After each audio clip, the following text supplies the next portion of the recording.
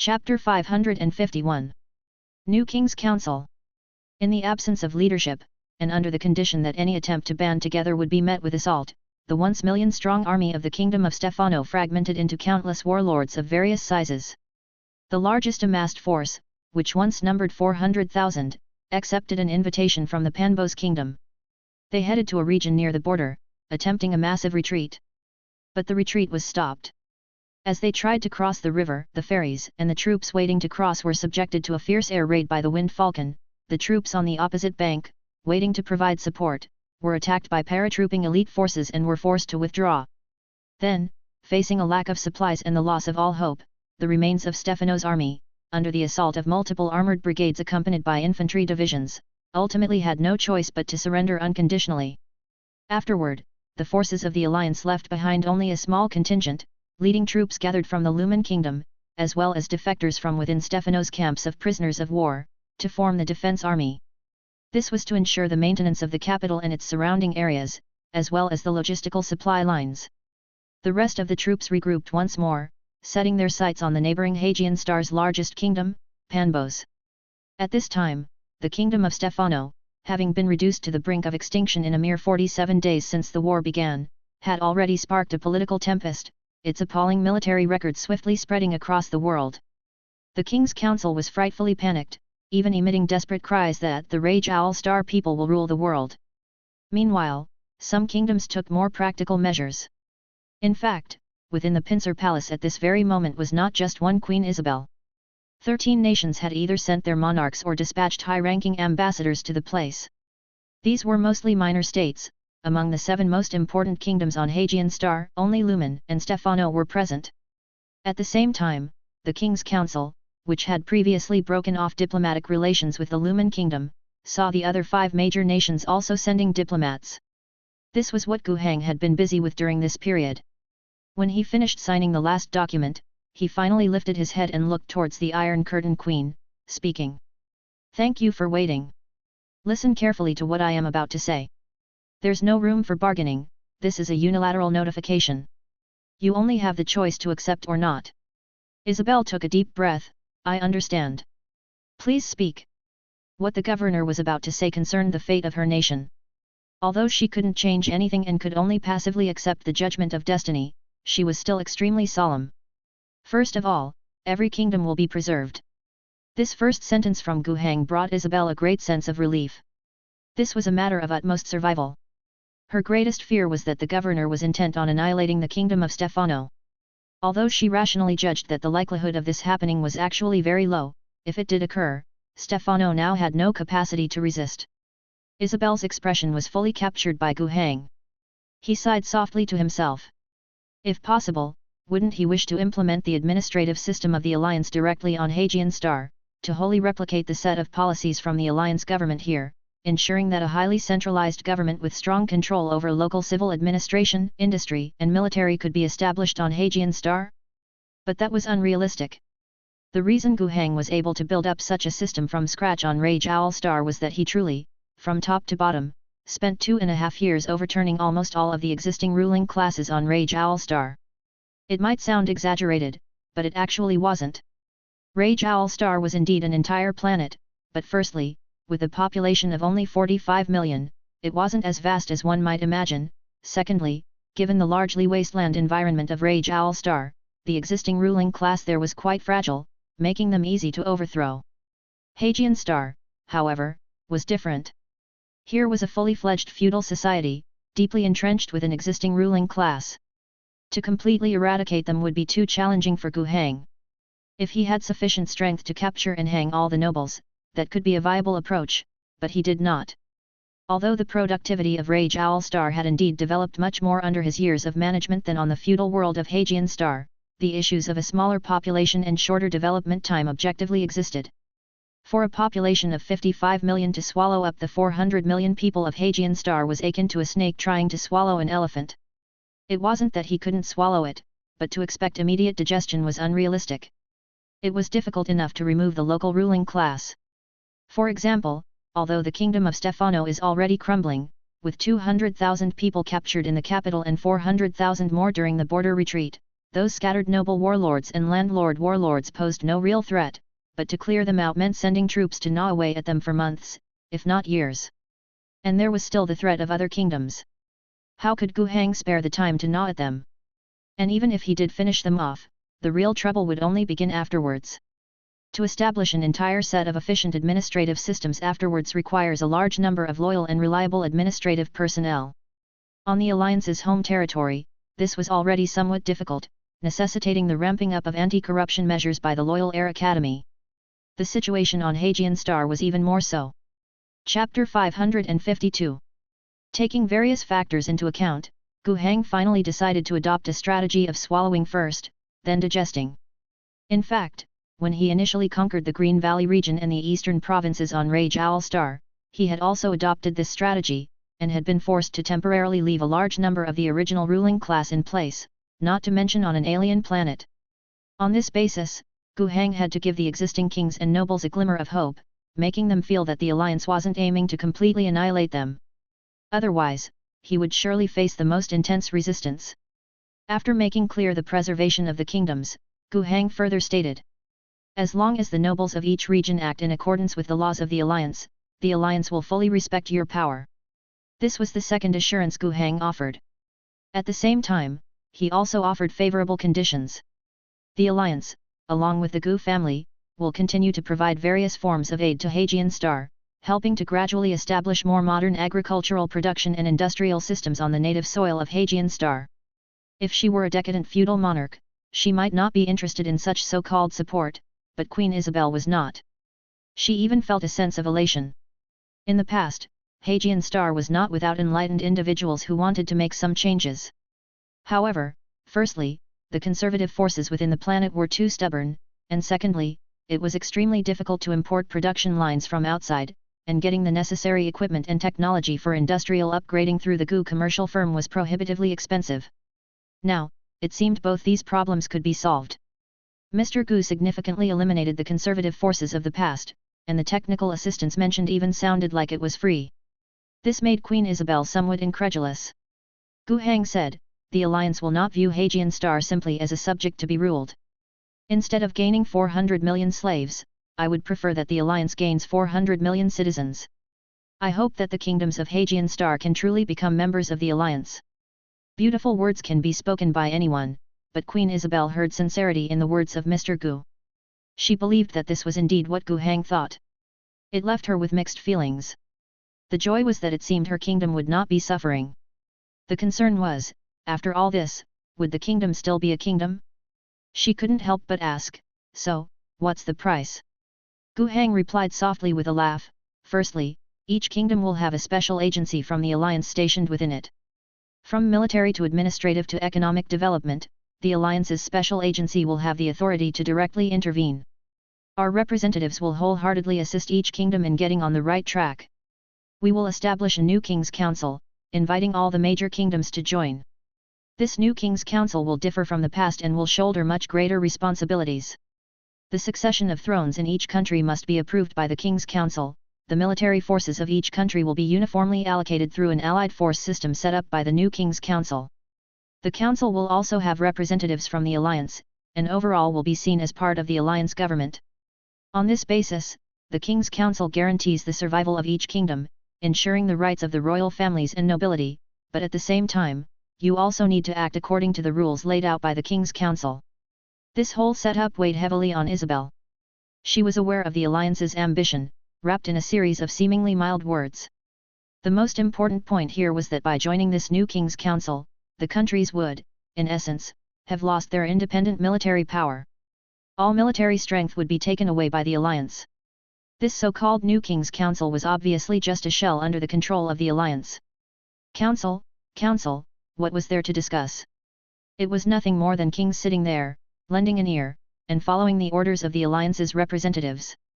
Without control of their own military strength, it was the same as having a knife held to their neck by someone else, and the so-called non-interference in internal affairs was pure nonsense.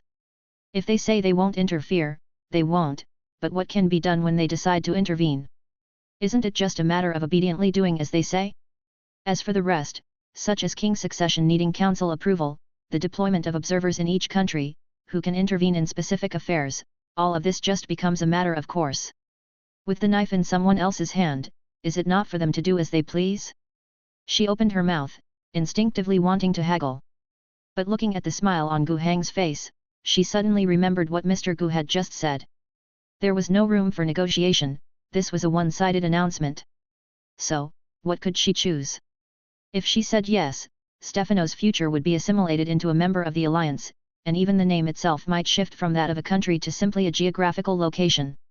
But at least, for the time being, the kingdom could be preserved, and it seemed, from what she heard, that the people here would receive fair treatment. But if she chose no, it meant death.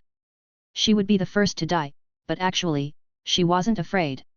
What about what followed? The alliance had countless ways to unearth a Stefano royal descendant to play the role of king, and the final outcome wouldn't differ from her choosing yes. Ultimately, she could only nod helplessly, indicating that she understood. The alliance's actions were swift. The new King's Council convened just 4 days later. Amid protests from diplomats from the 5 other major nations of Hagian Star and over 40 smaller countries, the new King's Council declared its establishment. 4 countries that participated in the new King's Council ultimately chose to reject joining. No matter, it was quite normal. For the time being, Gu Hang wouldn't trouble them. The new governor of Hagian Star, elected by the council, was still Nesluman, with member countries including Stefano within it. The alliance's strong display in destroying Stefano, the second largest country on the doomed planet in just over 40 days and capturing the Iron Curtain Queen, had indeed created a shockwave. Additionally, 7 smaller countries chose to join the new King's Council. According to requirements, their armies, totaling approximately 200,000 soldiers, would gather with the 300,000 troops of the Lumen Kingdom to form a joint force under the command of Major General Prabhuv from the Hagian Star Group Army, the supreme commander of the alliance. Furthermore, the new King's Council, with authorization from Queen Isabel, would establish a new government for the Kingdom of Stefano and demand that all uncontrolled local nobles, landlords and warlords swear allegiance or be deemed traitors to be purged. This part of the operation was assigned to the new joint forces.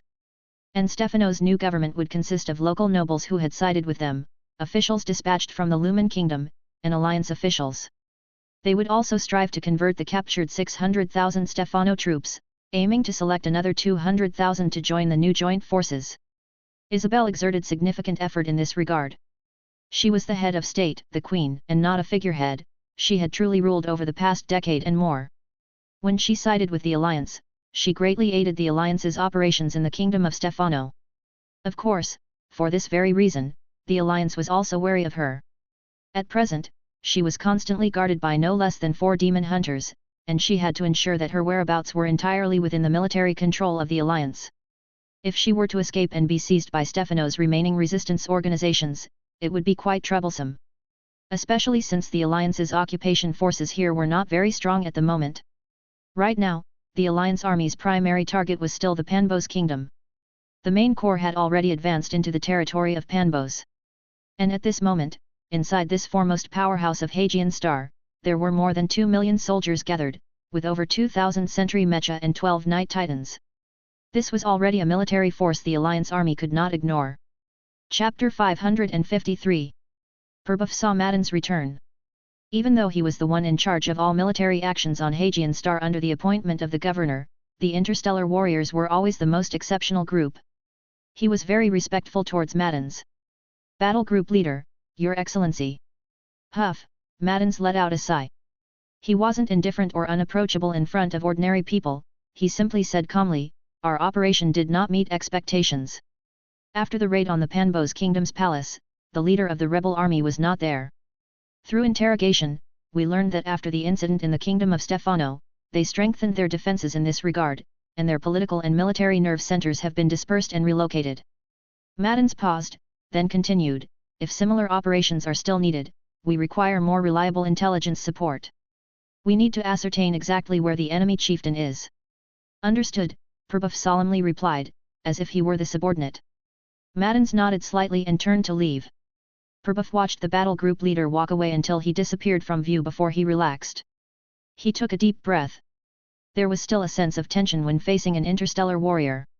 After all, the identity of an interstellar warrior was too special, and theoretically or in practice, Maddens could strip him of his command at any time. Although this was unlikely, Maddens was not the kind of person to do such things, and there was still the governor above them. Prabhupada had indeed been somewhat anxious and irritable recently. Earlier, when the offensive against Stefano began, he was the one who led the campaign. That battle was still considered beautifully fought. But as the main force entered Panbos, some problems began to arise with the situation. The onslaught of the Alliance army remained unstoppable, and once the armoured groups mobilized, the enemy's lines would collapse at the sound. The ordinary infantry of the Allied nations' armies were frail from any angle, even when compared to the Stephanians. Although their equipment might be similar, there were differences in soldiers' training, tactics, discipline, morale, all of which were lacking. Those so-called knights, those sentry mechas, among the armies of the Allied nations, to be honest, couldn't fight as well as Stephanians. Many even cherished their lives on the battlefield. Such thoughts are simple to understand. The low status of ordinary soldiers in the armies of the Allied nations, coupled with the structure of feudal rule, made those noble grandfathers truly not care for the lives of the lower-class cannon fodder. The Stephanians were much better in this regard. Their knights, apart from being officers and commanders, also led by example and fought valiantly. It was for this reason that they could establish their status as the most famous military power on Hagian Star. If even they were crushed time and again by the Alliance army in previous wars, what could be said for these Allied nations' armies that were far less competent? However, the opposition was not without its advantages. First of all, there was a significant difference in military strength. The Panbos kingdom alone, with a population of over 100 million, could muster an army of just 2 million. The total number of reinforcements from other nations had already exceeded 500,000. Numbers themselves are a substantial advantage. If the million-strong army of Stephanians had indeed completed its assembly and fought a hard battle on the vast plains, that would have been problematic. Secondly, they had largely learned from the swift defeat of Stephanians and spread out their multi-tiered battle line that spanned a long and layered system with over 2 million troops. This made the alliance's blitzkrieg tactics difficult to execute. While the armoured groups could indeed break through at will and the enemy lines truly crumbled at a touch, they adopted a strategy of trading space for time. Once the arrowhead troops moved past, the surrounding forces would quickly attempt to infiltrate behind the arrowhead, and this is where the forces of both sides would become entangled. Even if infiltrations were easily repelled, they would immediately call in other troops from further away to attempt another infiltration. After all, they had the numbers. In the constant entanglements, at the widest point, the expanse spanned nearly 400 kilometers with an intermingled battle line. Under such circumstances, the alliance's forces were spread thin, which was not conducive to forming a tight fist to strike forward. To be safe, Prabhupada even had to order the troops to temporarily retreat, regroup, tighten the front, and avoid being encircled and cut off from behind. Despite this, in this phase, the casualty ratio still favored the alliance by a wide margin. After more than a month of fighting, the alliance army suffered a total loss of around 5,000, while the enemy paid with over 60,000 casualties. A casualty ratio of approximately 1:12 that was already quite staggering. Yet even so, Prabhupada had difficulty accepting this situation. Going on with this casualty ratio, the alliance's military might be wiped out and could at most only result in an enemy loss of 4 million. But the problem is that after these 300,000 of the alliance are gone, unless Rage Owl Star calls for a mobilization order to fight to the death, the Allied nations could potentially draft another 4 million troops. Wars cannot be fought this way. Therefore, Prabhupada once again attempted to replicate the tactics used in the Kingdom of Stefano, entrusting the Storm Mage Corps and the Phoenix Battle Group to carry out decapitation tactics against the enemy. The spiritual energy users and interstellar warriors did not disappoint. They once again successfully breached the enemy's royal palace, causing an utter upheaval. Chapter 554. However, knowing that the Stefano had suffered greatly under such tactics, and that he himself truly had no way to counter the decapitation strikes of the interstellar warriors, how could the king of Panbos foolishly stay in his palace, waiting to be beheaded? He had fled long ago. Not only had he fled, but the entire kingdom's military and political government had dispersed, ensuring that even if there were problems like intelligence leaks leading to an arrest, it wouldn't result in their annihilation. With the failure of the operation to decapitate the enemy's leadership, since Prabhu's troops couldn't quickly break through a distance of thousands of kilometers or a three-dimensional defensive line formed by more than 2 million troops to storm the capital, it was impossible to replicate the glory of the Stefano campaign. Prabhu had even heard that the king of Panbos had, in one go, designated 15 heirs in good order. This was a resignation to the possibility that he might be doomed. In this light, while the Alliance army couldn't be said to have lost, its offensive was indeed stalled. Even though he found it somewhat difficult to accept, even somewhat embarrassing, Prabhupada still tried his best to think of the next solution. Counting on swift victory every day seemed somewhat unrealistic. He began to change his way of thinking. If a quick victory was unattainable, then he should proceed with the normal approach of conventional warfare. He was preparing to make a shift in strategic objectives. The previous strategy could roughly be summarized as rapidly destroying the enemy's command structure, capturing key locations like the capital to create tremendous political turmoil, thereby forcing the enemy to surrender. Next, he planned to change the strategic goal to using the mobility of the armored troops, and the excellent military quality of the Alliance army, setting a goal of eliminating as many enemy combatants as possible through various pincer movements, methodically and systematically annihilating the enemy forces. If he couldn't force a surrender by capturing their king, then he would achieve ultimate victory by depleting their manpower pool. He had prepared a war plan, but it needed Governor Gu Hang's support to proceed. This plan required the use of the power of the new kingdom parliament. He would also need a large number of conscripts from Hajian Star. For example, he had already assembled 500,000 troops from the rear. If necessary, he hoped to increase that number to 1 million. Once he had enough troops to fill the lines, Prabhupada wouldn't need to forcibly disperse his elite troops to guard various points on the front lines, but could actually form them into a fist and strike forward. He would use the armored troops as the arrowhead to initiate breakthroughs from 2 different points, forming a pincer attack. Then, before the surrounded enemy could escape, he would close the pincers, enveloping all the enemy forces inside. With supply lines cut off, he would hold the encirclement until the trapped enemy collapsed and surrendered. In previous battles, if the enemy forces were routed but not annihilated on the spot, even temporarily losing their combat effectiveness, they often could be rapidly reorganized and redeployed into battle. However, if they were surrounded, they would have no escape. Without supplies, completely surrounded, given the morale of the Allied forces, it was estimated they would run out of ammunition and food and surrender en masse within 2 or 3 days. Of course, during this process, the Alliance army would still have to face fierce attacks from enemy reinforcements and also deal with the desperate breakouts from the surrounded enemy forces. But winning even once often meant a huge gain. Moreover, many tasks that required a large number of troops could be handed over to the subordinate armies brought up from the rear. They could also be entrusted to the interstellar warriors. With their involvement, the battles would greatly reduce the losses of their own side. After all, these superhuman soldiers could swiftly resolve the most threatening targets during the battle. Whether it was raiding artillery positions or targeting sentry mecha, or even confronting night titans after the enemy deployed them, the phoenixes could complete their tasks excellently. With a feeling of trepidation, Prabhupada boarded the Wind Falcon fighter headed to Pincer, the capital of the Lumen Kingdom. He had to report in person. When Gu Hang saw Prabhupada, he had just finished another meeting. Originally, he had another plan to follow. He had to pay attention to a person he had always been curious about and who had always been undergoing changes. But when Prabhupada arrived, Gu Hang still took the time to meet with his general. After listening to Prabhupada's report, Gu Hang was somewhat dissatisfied. It did not quite match his expectations. He had hoped to replicate the brilliance of the Stefano campaign once more, to conduct another stunning raid or blitzkrieg, and to resolve the situation with Panbos, the leading power on Hajian Star, within 2 or 3 months, incorporating its territory and population into the new King's Council as well.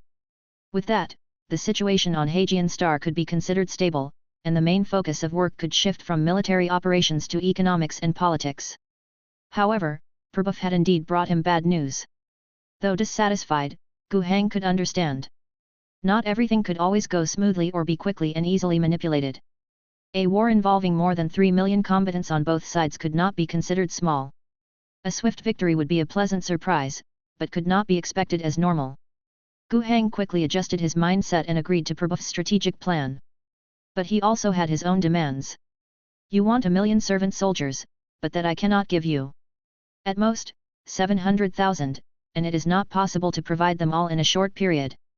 I estimate that 200,000 can be in place in half a month, 500,000 in 3 months, and between 700,000 and 800,000 in 6 months. Understood, Prabhupada nodded seriously. He had somewhat anticipated this situation. As a general, he only needed to consider how to fight and what he himself needed to win the war. But the governor is a ruler who must consider many things in the grand scheme. The new King's Council had just been established. Although it had the two large countries of Lumen and Stefano under it, along with 9 smaller countries, totaling nearly 150 million in population, the council was still fragile, and its control over the countries was only temporarily based on military deterrence. At such a time, it was unrealistic to expect to pull out millions of people from within each country to participate in the war. To draft people for war, one must wait until the new King's Council's control over the countries deepened under its role as the ruling body of the alliance. Moreover, he could think further that after the follow-up manpower was in place, he could not afford to lose battles. If he kept winning, support from the countries would keep flowing. If he lost a battle, the new King's Council established on military deterrence would immediately risk collapse. Gu Heng also mentioned this: once you have the men, the battles must be won decisively. I need one victory after another, each one brilliant. Casualty numbers and ratios must be controlled, and the results must be spectacular. Do you understand? Yes, Governor. I guarantee to complete the mission. Go. Watching Prabhup leave, Gu Heng sat in his office and thought for a while, then didn't dwell on it too much. Having made a decision, he decided to trust his general to carry out the task well. His thoughts returned to something he had been pondering before. About a person. The war apostle, Bakoya Galaraldo. This man, who had caused countless troubles in the Tianmistar sector, was at this moment in Gu Heng's Storm God Kingdom, with his eyes tightly closed.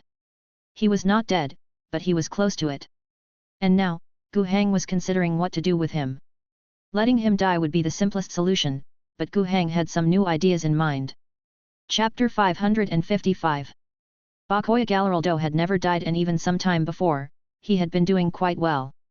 However, this so-called well didn't imply that he was enjoying any quality of life, but rather that he wasn't in any immediate danger to his life. The story goes back to when Gu Heng had trapped him into subspace. After falling into it, the golden light on his body hadn't diminished at all. On the contrary, because he entered subspace, it became even more intense. Gu Heng judged that this was due to the Divine Emperor's blessing. Of course, this blessing wasn't directly given to Galaraldo. The Sun Lord, Suo he came, the de facto ruler of the human empire, was graced by the Divine Emperor and possessed divine power, a true living saint. Moreover, he was far more powerful than any being in history known as a living saint. The grace he received from the Divine Emperor was particularly abundant, even enough to support the largest solar expedition in the human empire since the Great Expedition. Galaraldo, as one of the 46 apostles of the Sun Lord, had a portion of the divine power bestowed upon him by the Sun Lord in the form of a blessing. It was because of this power that Galaraldo, aboard the Karolya 3, remained so composed in the face of the demon's assault. At the same time, once he fell into the demonic realm, with no barrier of reality to stop him, he could connect directly to the Divine Emperor's spirit network, and this blessed divine power became even more majestic and powerful. Had an ordinary person gone in, even an interstellar warrior, they would probably have decayed into rotting corpses in a very short time due to plague sorcery. But the divine power bestowed by the Emperor protected him, keeping him unaffected by the dark magic of subspace. Of course, to flaunt this power recklessly within a space controlled by one of the 4 most powerful evil gods in subspace would be like a shining target, sure to provoke a targeted attack. Galaraldo was smart enough to realize this. He consciously reined in his power, hiding it within his body, ensuring only that he was not eroded by the rot-inducing dark magic. This reduced the chances of being targeted and besieged by the demons of subspace. Thus, he was able to fend for himself within the realm of the benevolent Father. As long as he didn't provoke some powerful demon, he could hold out for a long time. When Galaraldo was first thrown into the realm of the benevolent Father, Gu Heng had left a beacon on him. It had no other purpose, nor was it discovered by Galaraldo. Gu Heng observed his situation silently from time to time through this beacon. Gu Heng did admire the guy a bit. Although he was in a desperate situation, he never despaired or gave up. Once he was no longer in immediate danger, Galaraldo continuously sought ways to escape from subspace, trying to return to the real world. But that was easier said than done. At least in the past year, he tried many methods, but he never succeeded. Gradually, Gu Heng also felt much more at ease. Although he might not die immediately, it wasn't much different from being dead. If he could last a year, could he last 10 years, or 50? However, things changed recently. The divine power bestowed upon Galaraldo suddenly started to deplete rapidly. He himself was also aware of this. Before, the mindset of the formerly steady as an old dog Galleraldo was truly agitated at this moment. While the bestowed divine power hadn't completely vanished, he made a very decisive final attempt to escape from subspace. He almost burnt all of his divine power since it was going to be gone soon anyway, trying to tear open a fissure back to the real world. Without a doubt, he failed. After exhausting the remaining divine power, which wouldn't replenish, he fell into a coma, and the crack back to reality didn't successfully open either. If things had ended there, then Galleraldo would surely have been dead. But Gu Hang took action. As he fell into unconsciousness, Mr. Gu, who had been silently observing, opened a passage to his storm god kingdom and pulled Galleraldo through. It was a casual move, in fact, Gu Hang hadn't yet decided what to do with him. Back when he was first thrown into the abyssal hell, if he had died right away, there would have been nothing to say, as that had been Gu Hang's intention. But now, after a year had passed, the situation had changed greatly, and Gu Hang had some other thoughts. The most important of these was the implication hidden in the depletion of the divine power on Galleraldo. This depletion occurred around the same time as the Sun Lord's investigation team, which was supposed to arrive at Karolia, suddenly decided to turn back halfway through their journey. Could it be that the Sun Lord was in trouble? In fact, this idea was not new and not only held by him. As soon as the investigation team abruptly announced their non-arrival, there was already much speculation. Publicly, not much was said, but privately, there were all sorts of rumors. Some said there had been a major incident in the solar expedition, others said the High Lords of the Empire could no longer bear the Sun Lord, and some even said the solar expedition was about to end. Among these rumors, the one about the Sun Lord, Suo he came himself, facing trouble was mentioned the least. This epic heroic figure was too well known, and moreover not considered old by contemporary standards, only in his 60s or 70s. Given the existence of life extension surgeries, ordinary dignitaries could live past 300, not to mention Suo he came. Chapter 556. He is a living saint. Even if one were to think in this direction, they dare not speak of it aloud. But now, combining the events that had taken place around Galleraldo, Gu Hang increasingly felt that it was not an issue with the Sun Lord's distant expedition, nor was there a significant change in the imperial political scene, it was the Sun Lord himself who had encountered trouble. Suo he came might already be dead. Undoubtedly, this would trigger a massive political storm throughout the universe. The Sun expedition, loathed by many, was very likely to come to an end. The entire empire's political landscape was set to undergo a major reshuffle. As for Gu Hang, whilst those political storms would undoubtedly affect him, they belonged to a grand trend that he was not capable of intervening in with his current abilities. All he could consider was finding his own opportunities amidst the turmoil, trying not to become the one who suffered but instead aiming to be one of those who benefited. Hey, that's not right. If truth be told, Gu Hang was not entirely incapable of causing trouble in the imperial political arena. Galleraldo was an opening. And so, Gu Hang fished him out. He did not directly place him back into reality but kept him within his storm god kingdom. Of course, before that, Galleraldo had already fallen unconscious, having lost awareness. Gu Hang would not want him to see anything he shouldn't. After much deliberation, he had decided to release the other party. But before doing that, there were some manipulations to be performed. What did Galleraldo now feel towards Gu Hang? It was likely that to a very capable planetary governor, after being subjected to some of Gu Hang's usual tricks, he finally saw the light and chose to give in, beginning to raise money. Then, during the attack on Minjian City, he fought alongside Gu Hang, being the only useful one among so many people at that time. In such a situation, if Gu Hang also self-directed and staged a play to rescue him from the abyss, that ought to reliably earn him the gratitude of this war apostle. But Gu Hang did not plan to stop there. Trust this person's character? Only if Gu Hang were foolish. Spiritual energy was surging, and the ability to tamper with thoughts began to take effect in the unconscious Galleraldo's brain. In the past, Gu Hang would not have dared. The divine power bestowed upon Galleraldo, although it was only granted by the Sun Lord and not directly from the Emperor, was still very strong. Trying to bypass the protection of divine power and alter Galleraldo's thoughts and memories was nearly impossible. But now, with the divine power gone, Galleraldo was no different from an ordinary person, and Gu Hang could do as he wished in the other's mind. Of course, as a precaution, Gu Hang still did not make any significant moves. He did not tamper with the other's memories, nor did he carry out a major psychological surgery as he did with Ness Lumen. He simply implanted a very light thought mark with simple content. Gu Heng is a good friend who must not be betrayed. Nothing more. The reason for such caution was that once Galleraldo was returned to the real world, someone scrutinized by the tribunal upon returning from a spin in the abyss, would be subject to strict investigation. Gu Heng dared to perform major surgery on Ness Lumen rather than crude mental reprogramming because he feared scrutiny. Since Galleraldo would likely face even stricter examination, Gu Heng was even hesitant to operate extensively. Although the probability of detection was low, if anything went wrong, it would be a huge issue. Playing it safe was better. However, Gu Heng didn't hold much hope in this matter. Whether Galleraldo could pass the inspection depended not only on hard facts but also on the strong political background. With the Sun expedition undergoing a great change, and even the Sun Lord himself encountering trouble, whether Galleraldo was truly infected by the abyss, whether there were any signs of corruption on him, whether he was still himself, these factors were only prerequisites, basic conditions. Whether someone wanted him to die in the tribunal was a matter of higher importance. But Gu Heng could not assist him with these issues. Whether or not he could pass the inspection smoothly, reclaim his identity and status, regain power. That's up to you to fight for. Gu Heng would treat it as an indifferent move in his game. If it worked, great, if not, so be it. However, to make this move, Hajian Star would not do. Luckily, he had to make another trip to Karolia 3 soon. The conflict between the Fatches family and Paydesi seemed to be drawing to a clearer conclusion.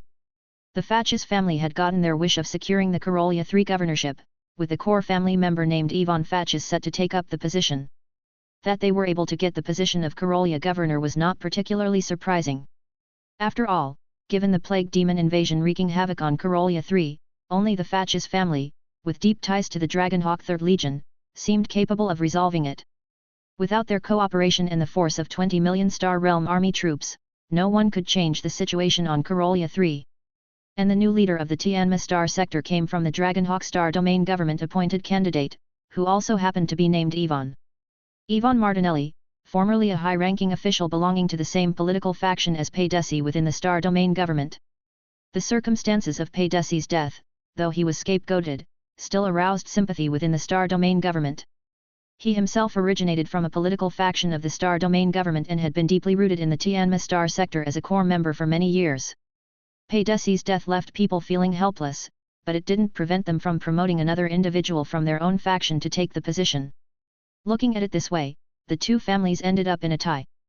The chaotic situation was largely brought to an end, but Gu Heng didn't feel that true peace would settle in.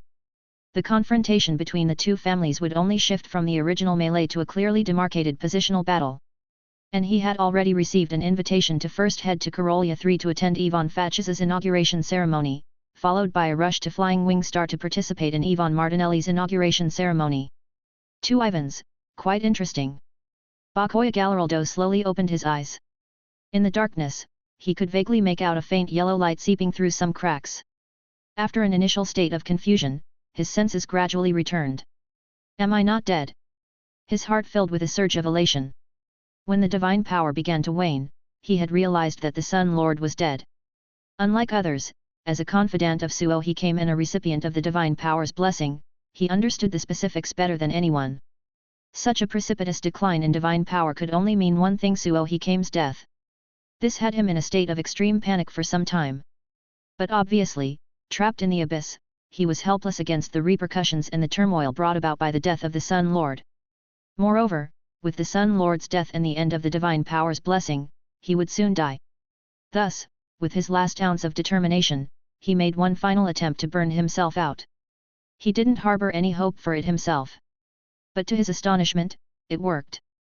Though he had no clue how it happened, having passed out with absolutely no awareness, it didn't prevent him from being happy.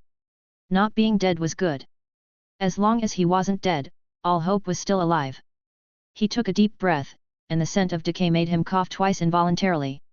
His body, unprotected by divine power, had become very weak, and the environment was clearly not good. He was not unfamiliar with this. Regions of reality corroded by plague sorcery were just like this. He guessed that after tearing open the rift back to the real world, he must have ended up in an area of Karolia that had been invaded and occupied by the plague demon. His heart sank even more. Now, if he encountered any plague demons, he had virtually no ability to resist. He tried moving, and although his body was weak, he could still function. He made a great effort to stand up. At this moment, he seemed to be in some kind of collapsed enclosed space. Looking towards the only source of light he could see, which was shining through, he found a metal plate in front of him. It took a lot of effort to push it aside, and the plate made a loud noise as it hit the ground. The sound attracted something he did not wish to see. His first instinct was to run, but quickly, dozens of plague walkers surrounded him from all directions. With a weakened body, no divine power, and unarmed, Galaraldo was in dire straits.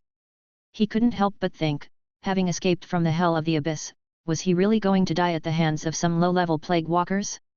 Just then, dense gunfire erupted from behind the plague walkers. A beam from a flashlight shone in front of him. He could vaguely hear someone shouting, "Governor! It looks like he's here." His heart, which had just sunk to the depths, suddenly rose again. "I'm truly fated not to die." Chapter 557. Galaraldo felt that, although the divine power had left him, the divine emperor was still watching over him. Whenever he faced desperate situations, he always managed to survive by the skin of his teeth. This was the best proof. Inside Hell's abyss, his final gamble allowed him to escape from there. At this moment, when he was about to be overwhelmed by dozens of plague-ridden corpses, rescue arrived just in time. The timing was even so good that he began to feel somewhat suspicious. Could it really be such a coincidence? However, he quickly dismissed these concerns. After the surrounding plague-ridden corpses were eliminated, Galaraldo saw a group of elite soldiers clad in exoskeletal armor and carrying laser guns approaching from the darkness. The dozen pairs of goggles faintly glowing red in the dark seemed icy cold yet also oddly comforting. Behind these elite soldiers, someone he knew was striding forward. It was Gu Hang. His heart quickly recalled the scenes of them fighting side by side. Back then, Gu Hang had shown powerful spiritual energy abilities. He found nothing wrong with Gu Hang hiding his true strength before. It was standard practice. And such a strong spiritual energy user could naturally sense the intense subspace fluctuations when he escaped Hell's abyss and come over. That was perfectly valid. After all, he himself did not know how long he had been unconscious since ripping through the veil of reality and returning. He guessed it couldn't have been a short time, enough for Gu Hang to have found him. As he thought this, he smiled and opened his arms toward the approaching Gu Hang. He could tell that Gu Hang appeared a bit astonished for a moment, seemingly unsure why he was so enthusiastic. That was normal. Without going through what he had been through, how could one understand his gratitude towards Gu Hang? He embraced Gu Hang with all his might. "You are the most reliable person, my friend." His words were heartfelt and sincere. He felt he had never before had someone so reliable. Even his own colleagues had their fair share of deceit. But Gu Hang. Galaraldo had clearly wronged him at the beginning, yet he was willing to rescue him without bearing a grudge. He even felt ashamed of his previous actions. He resolved to do everything possible in the future to make up for it all. What is this? What the hell is this? Ah! Why isn't he dead?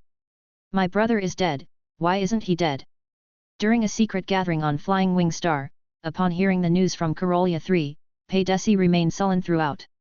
Until this moment, he finally couldn't hold back and erupted in rage. His eyes were bloodshot, his face contorted with a neurotic smile. Because of him, how much chaos has the star sector gone through? When he got into trouble, from the star sector to the star domain to the cosmos domain, everything was thrown into total disarray, and my brother and Akuna had to die because of it. Now, months after the people meant to die with him are gone, you tell me he's alive. My brother died like a joke. This is a damn joke. Everyone else present fell silent as the grave. They understood Paydesi's emotions quite well, in fact, they felt similarly. Even though it wasn't their own kin who died, the former leader Paydesi was their leader. Under his lead, they had controlled many of the powers within the Tianma star sector. He was a standard, their backbone. Its collapse caused an unprecedented impact. If before this, they had felt that the death of the head of the Paydesi was inevitable, a helpless fact, now with Galaraldo clearly not dead and even rescued, it had turned utterly into a joke. Anger, resentment, absurdity. While the others did not show it as clearly as Paydesi did, their emotions were unanimous, with some even occasionally echoing the sentiment. However, at the end, a single sentence from Paydesi silenced everyone. "If he hasn't died, we'll help him along." The crowd exchanged glances. Could such words even be spoken?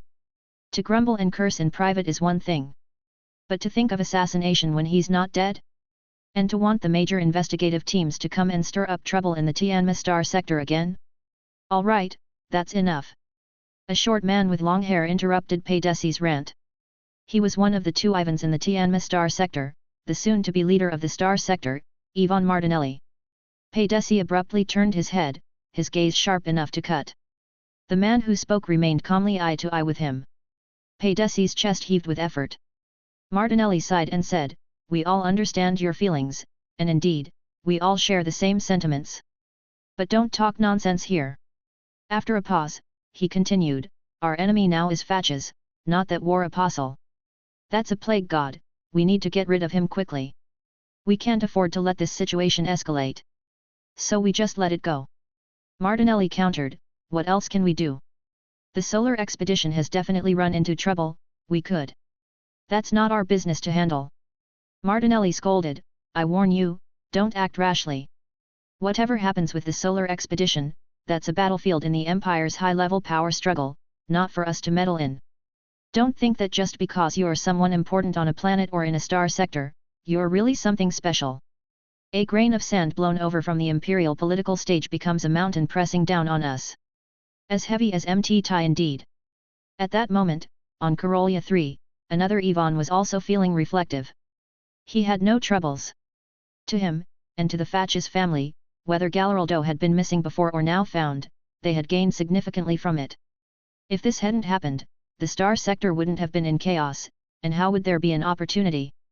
Gu Hang sat in front of Ivan Fatches, sipping tea. This stuff was a delicacy, produced only by 3 planets of the Fatches family in the current Tianma star sector. Gu Hang did hold some nostalgia for its slightly bitter taste with a sweet aftertaste. Ivan Fatches observed Gu Hang's expression and then said with a hint of regret, "Gu, you should have kept Mr. Galaraldo around, his participation would have added more shine to my inauguration ceremony." Gu Hang set down the teacup and said with a smile, "I thought the same. Unfortunately, Mr. Galaraldo had some very important matters to attend to. He left in quite a hurry.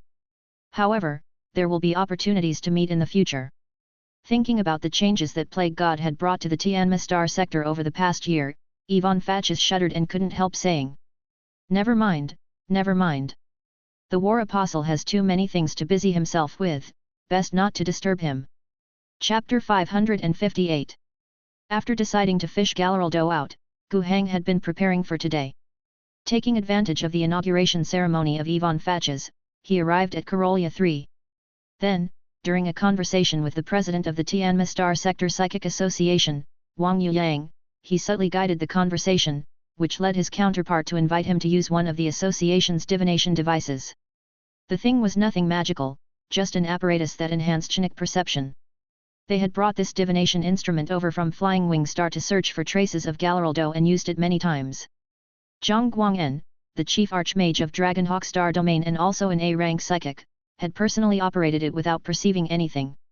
Originally, no one held out much hope anymore, but since Galaraldo had not been declared dead, the search efforts had to continue, albeit perfunctorily, even knowing there was no hope. But on this day, the situation was different. While using the device, Gu Hang indeed perceived through the expanded psionic senses that there were abnormal subspace fluctuations within Pheno City. Wang Yuyang immediately tried it as well. He was only a C-rank psychic, but even he could feel this new disturbance.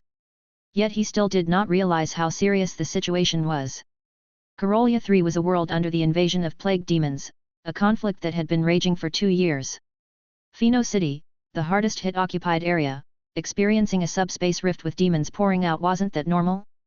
But Gu Hang indicated that this fluctuation was highly abnormal. So what should be done? Wang Yuyang hadn't really felt anything special but didn't dare to say so. "You are an A-rank psychic, what you say goes." He could only agree, to avoid appearing incompetent. Following that, Gu Hang took action. It was not that everyone was willing to make a big fuss over a piece of not so reliable information. But Gu Hang did not need anyone else's help, he had the power to do this on his own. The Rage Bear Legion always maintained an army of 100,000 in Pheno City. Moreover, for this visit to Rage Owl Star, he had brought some elites from the 10th Brigade. With the Rage Bear Star Realm Army leading the way and the elite soldiers from the 10th Brigade infiltrating solo, Gu Hang personally joined the operation. And so, Galaraldo was retrieved.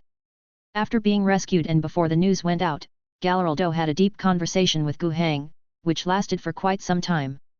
For Gu Hang, the main goal was to confirm Galaraldo's attitude during the conversation to see if the max favorability mental manipulation seed that had been planted earlier was effective. Throughout the conversation, the situation was very optimistic, the effect was quite good. Galaraldo was very enthusiastic in his attitude towards him. And it was not just enthusiasm, nor was it just the attitude towards a savior.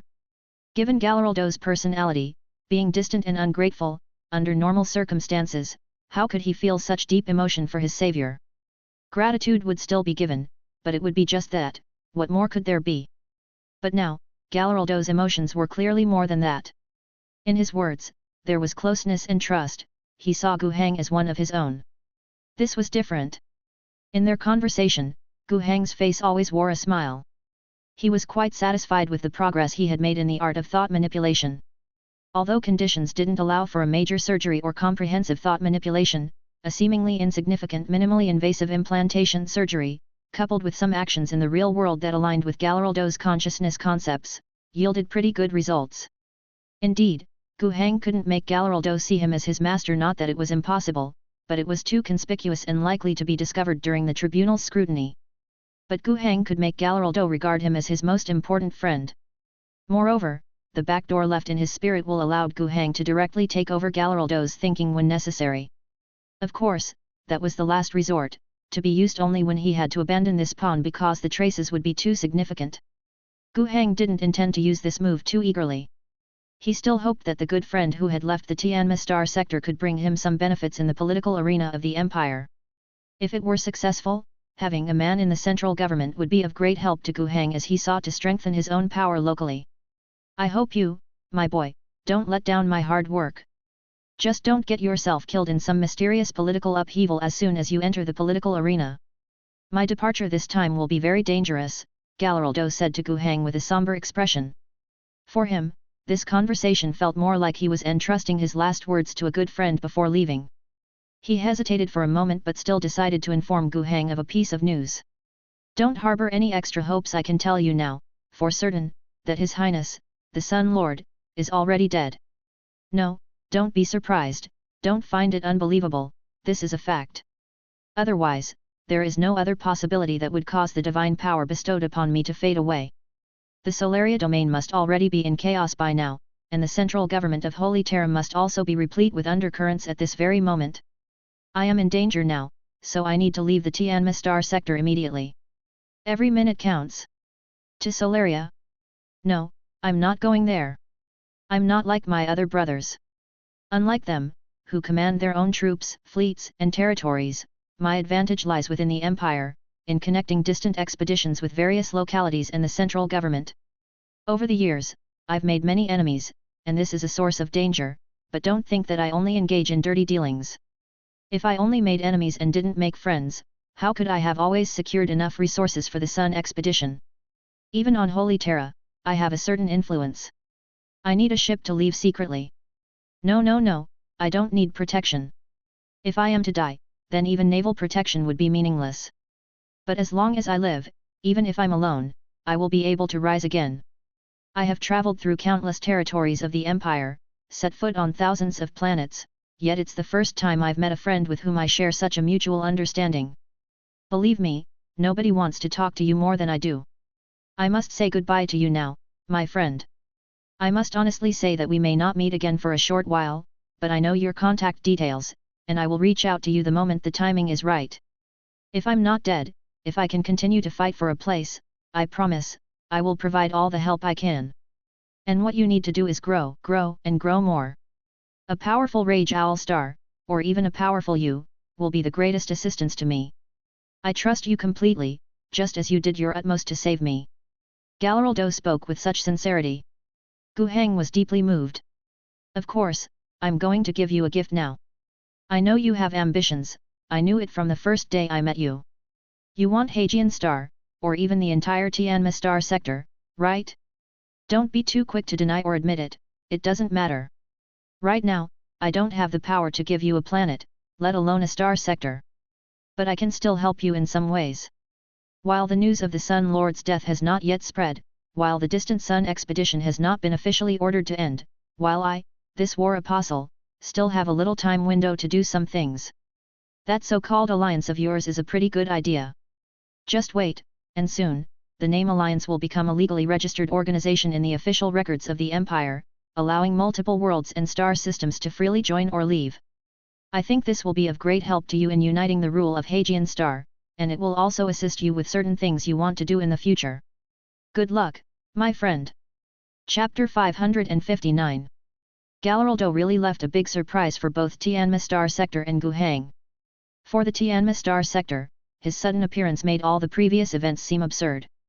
A year of chaos, the death of the governor of the most populous planet in the Star Sector, the death of the Star Sector head, all arose from his disappearance.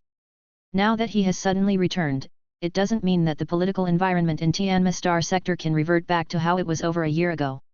However, it was quite apparent that no one, except for Pei Desi and his line, held such expectations.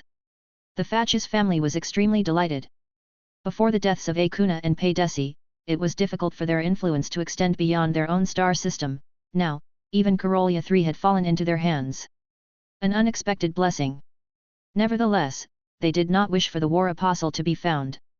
Galleraldo's ability to cause trouble was just too strong and left too fresh a memory. Given how he previously dealt with Pei Desi and Akuna, who knew what he might do next. But Ivan Fatches did not dare to really do anything about it. During this period, he had sent people and even personally sought out Gu Hang several times, just to probe into what state the war apostle was in now and what he planned to do next. Gu Hang reassured Ivan Fatches, telling him that Mr. Apostle had no other plans and only wanted to leave Tianma Star Sector as soon as possible. Fatches, hearing this news, was of course much relieved, at one point even offering to send troops to escort the war apostle upon his departure. Gu Hang declined this offer. This was Galleraldo's wish as well. According to his own words, under the current situation, he wouldn't trust anyone in the entire Tianma Star Sector except Gu Hang. In fact, he didn't even trust the Imperial Navy anymore. When leaving the Tianma Star Sector, he would only need Gu Hang to provide him with a Voyager and a team of Special Operations elites for personal protection. Not trusting the Imperial Navy or any other forces within the Tianma Star Sector was, of course, quite normal.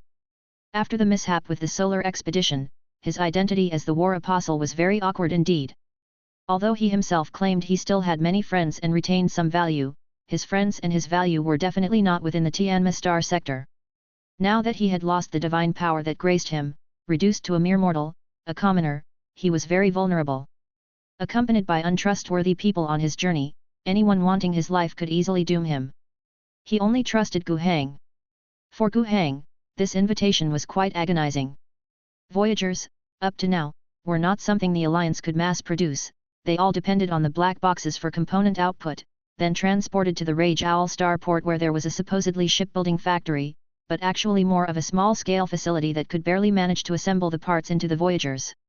Since obtaining the technology for Voyagers, Rage Owl Star could produce about one of these ships every 4 months, valued at 1.8 million tax currency each. To date, the Alliance had just 4 Voyagers in total. To let Galleraldo go and simply give away one of them? And to send off a platoon of elite soldiers as well? However, after much consideration, Gu Hang agreed. If one desired to gain benefits, one might as well see it as an investment. And the return on this investment came swiftly. This was the Alliance organization Galleraldo mentioned to Gu Hang before his departure. To summarize, the core of this gift was that the Alliance is now a legally registered interstellar organization with the Central Empire.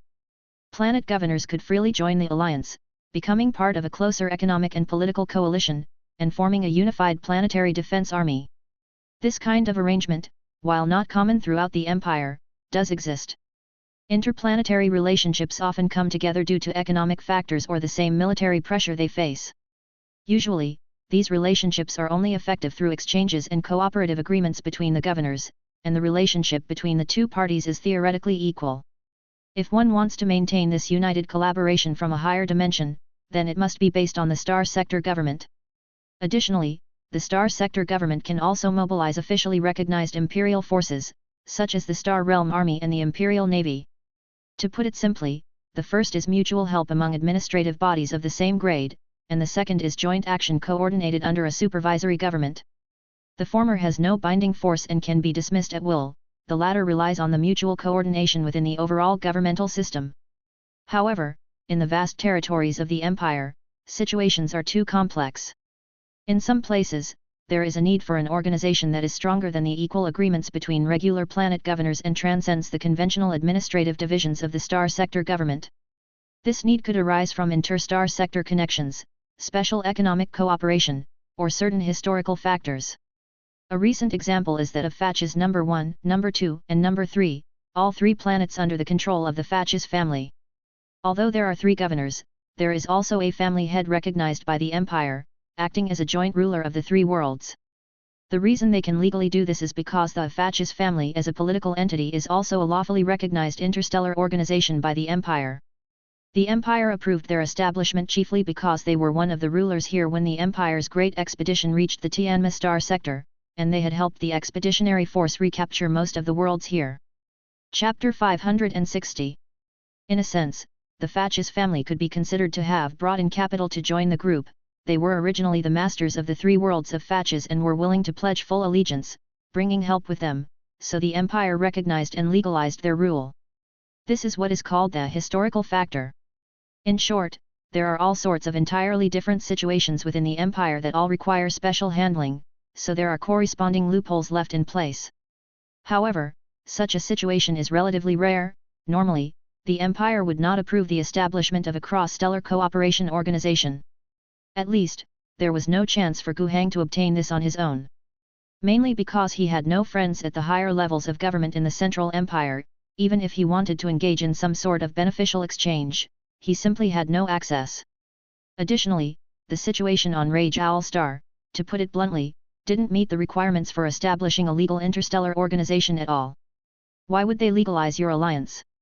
So it would be easier for you to expand and rule other planets within the Empire? What are you trying to do? Moreover, not to mention striving for it, Gu Hang didn't even know such a rule existed within the Empire beforehand. But obviously, the current situation was not normal, and Galaraldo was not a normal person. Even when the alliance did not meet relevant policies at all, he managed to get it done. A document bearing the seal of the Prime Minister of the central government of the Empire, reviewed by the Eastern Cosmos Administrative Court, arrived in Gu Hang's hands 1.5 months after Galaraldo had left. He did not doubt the authenticity of the document, because along with the seal also came the inquiries of the current head of the Tianma Star Sector. The newly appointed leader of the Tianma Star Sector, based far away on Flying Wing Star, Ivan Martinelli, sent his envoy to ask Gu Hang what was going on and why he hadn't heard about it in advance. Gu Hang thought for a moment, repackaged the Gu family's internal conflict that had occurred on Hajian Star, along with Hajian Star's long-standing special trade relationship with the Gu family, and informed the leader, clearly stating that Hajian Star itself was a form of compensation for the Gu family.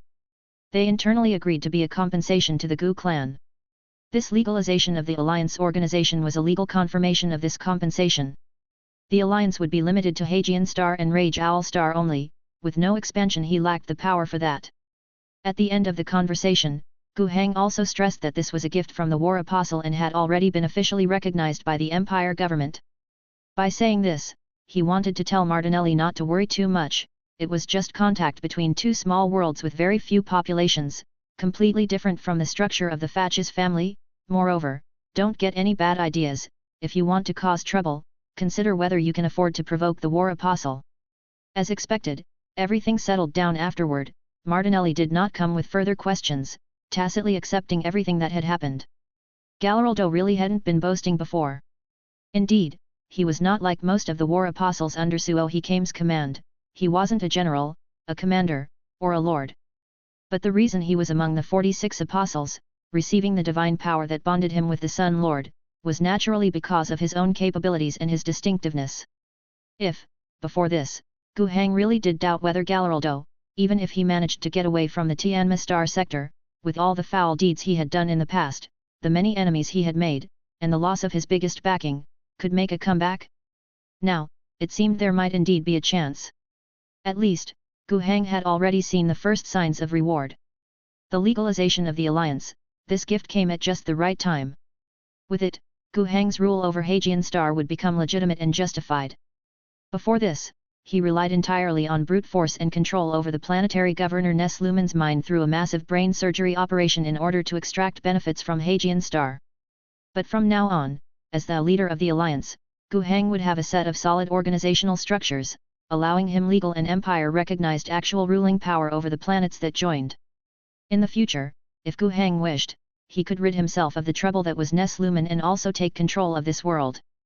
He could now rightfully establish a united government and the united forces without worrying about anyone criticizing him for it. Things had become much easier to handle. This legitimacy couldn't be bought with 1,800,000 tax currency. Gu Heng knew he had made a huge profit. He couldn't help but anticipate. What more surprises will you bring me in the future? I'm looking forward to it. Communication within the Empire was still too primitive.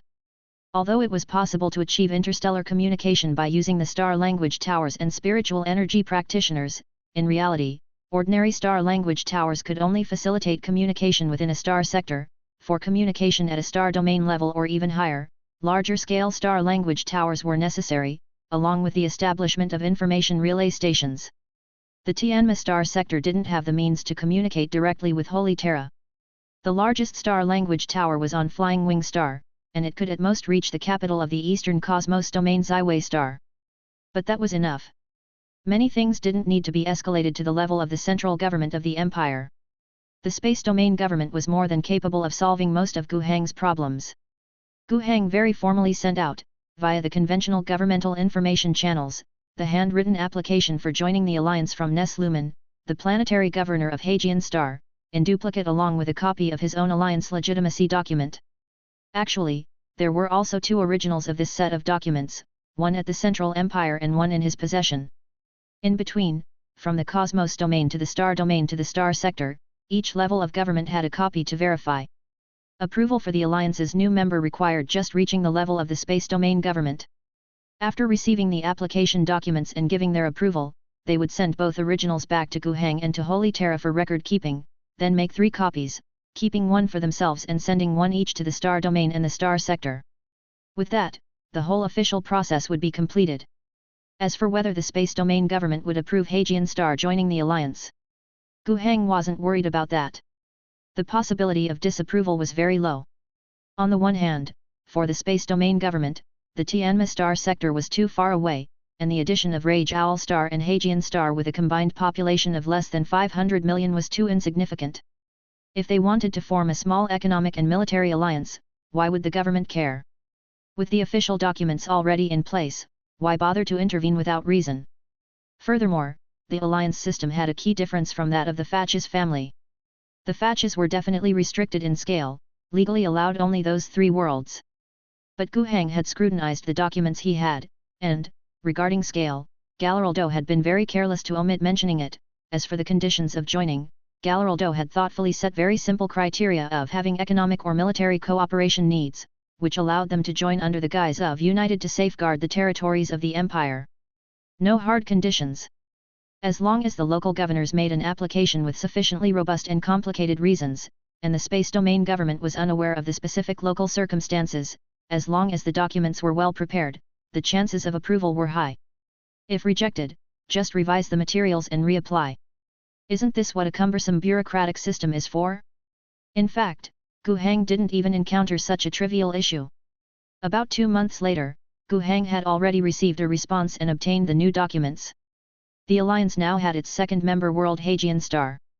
Thus, the last political obstacle Gu Heng faced on Hagian Star had been eliminated. Chapter 561. The war on Hagian Star hadn't subsided in the least with the departure of Gu Heng. The armed forces established by the new King's Council had already reached 500,000, deployed on the front lines. This was nearly the limit of troops currently available. It wasn't a limit for the individual countries, though. Up to now, 11 countries had joined the new King's Council, with the total population reaching 120 million, it wouldn't drain them to draft 500,000 from their standing armies and reserve forces. But this was the limit for the new King's Council.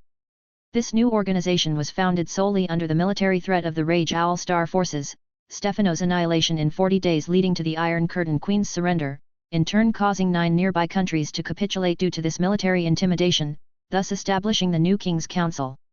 Its foundation was exceedingly unstable. An alliance based on military strength cannot afford to show any military vulnerability. If the alliance army couldn't maintain a steamroller momentum, kings would start to question. If the alliance army suffered a major defeat, they would probably turn coats immediately.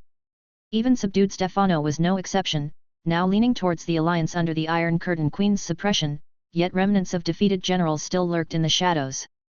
They didn't dare to make rash movements, staying put obediently, and might not even dare to bristle at eradication attempts, potentially complying outright. However, should the alliance encounter a significant military setback, those military leaders and kings, now tame as dogs, would likely rise up instantly. After all, serving as a dog of the alliance was out of desperation for survival when defeat was certain. Given a chance, who wouldn't want to be their own feudal lord? In such a situation, one couldn't afford to draft too many troops, lest they cast doubt on the military might of the alliance, wondering why they still needed their people to fight. Moreover, the reliability of these vassal forces was also rather suspect, with each feudal nation being entangled with countless others through noble intermarriages and vested interests. It was possible for any knight, count, or general to defect at a critical moment. In fact, Perbuff indeed dared not entrust vital defensive positions or important logistic lifelines to these vassal forces. If anything went wrong, it would spell complete disaster. Nevertheless, with 500,000 vassal troops, Perbuff's hands were undeniably freer with forces.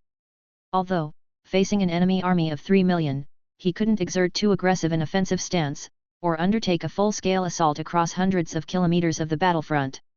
But he finally had enough troops to allocate elite units of the alliance into fist formations, targeting specific battlefronts for concentrated strikes. He, too, was implementing the changed approach he had reported to Governor Gu Hang. He ceased to concern himself with strategically important points or towns of significant political symbolism, instead utilizing the armored unit's strong breakthrough capabilities and the motorized unit's excellent mobility, and when necessary against tough-to-crack positions, he could even call upon the assistance of the interstellar warriors. Through these means, in the past 4 months, Perbuff had waged 3 beautifully executed battles of annihilation. In 2 of them, the alliance took the offensive. With a pincer movement, they achieved breakthroughs on both sides of a battlefront approximately 80 kilometers wide, encircling the Middle Kingdom troops that failed to retreat in time. Next came the severing of supply lines, blocking reinforcements, preventing breakouts, and bombarding the encircled enemy with heavy artillery over an extended period.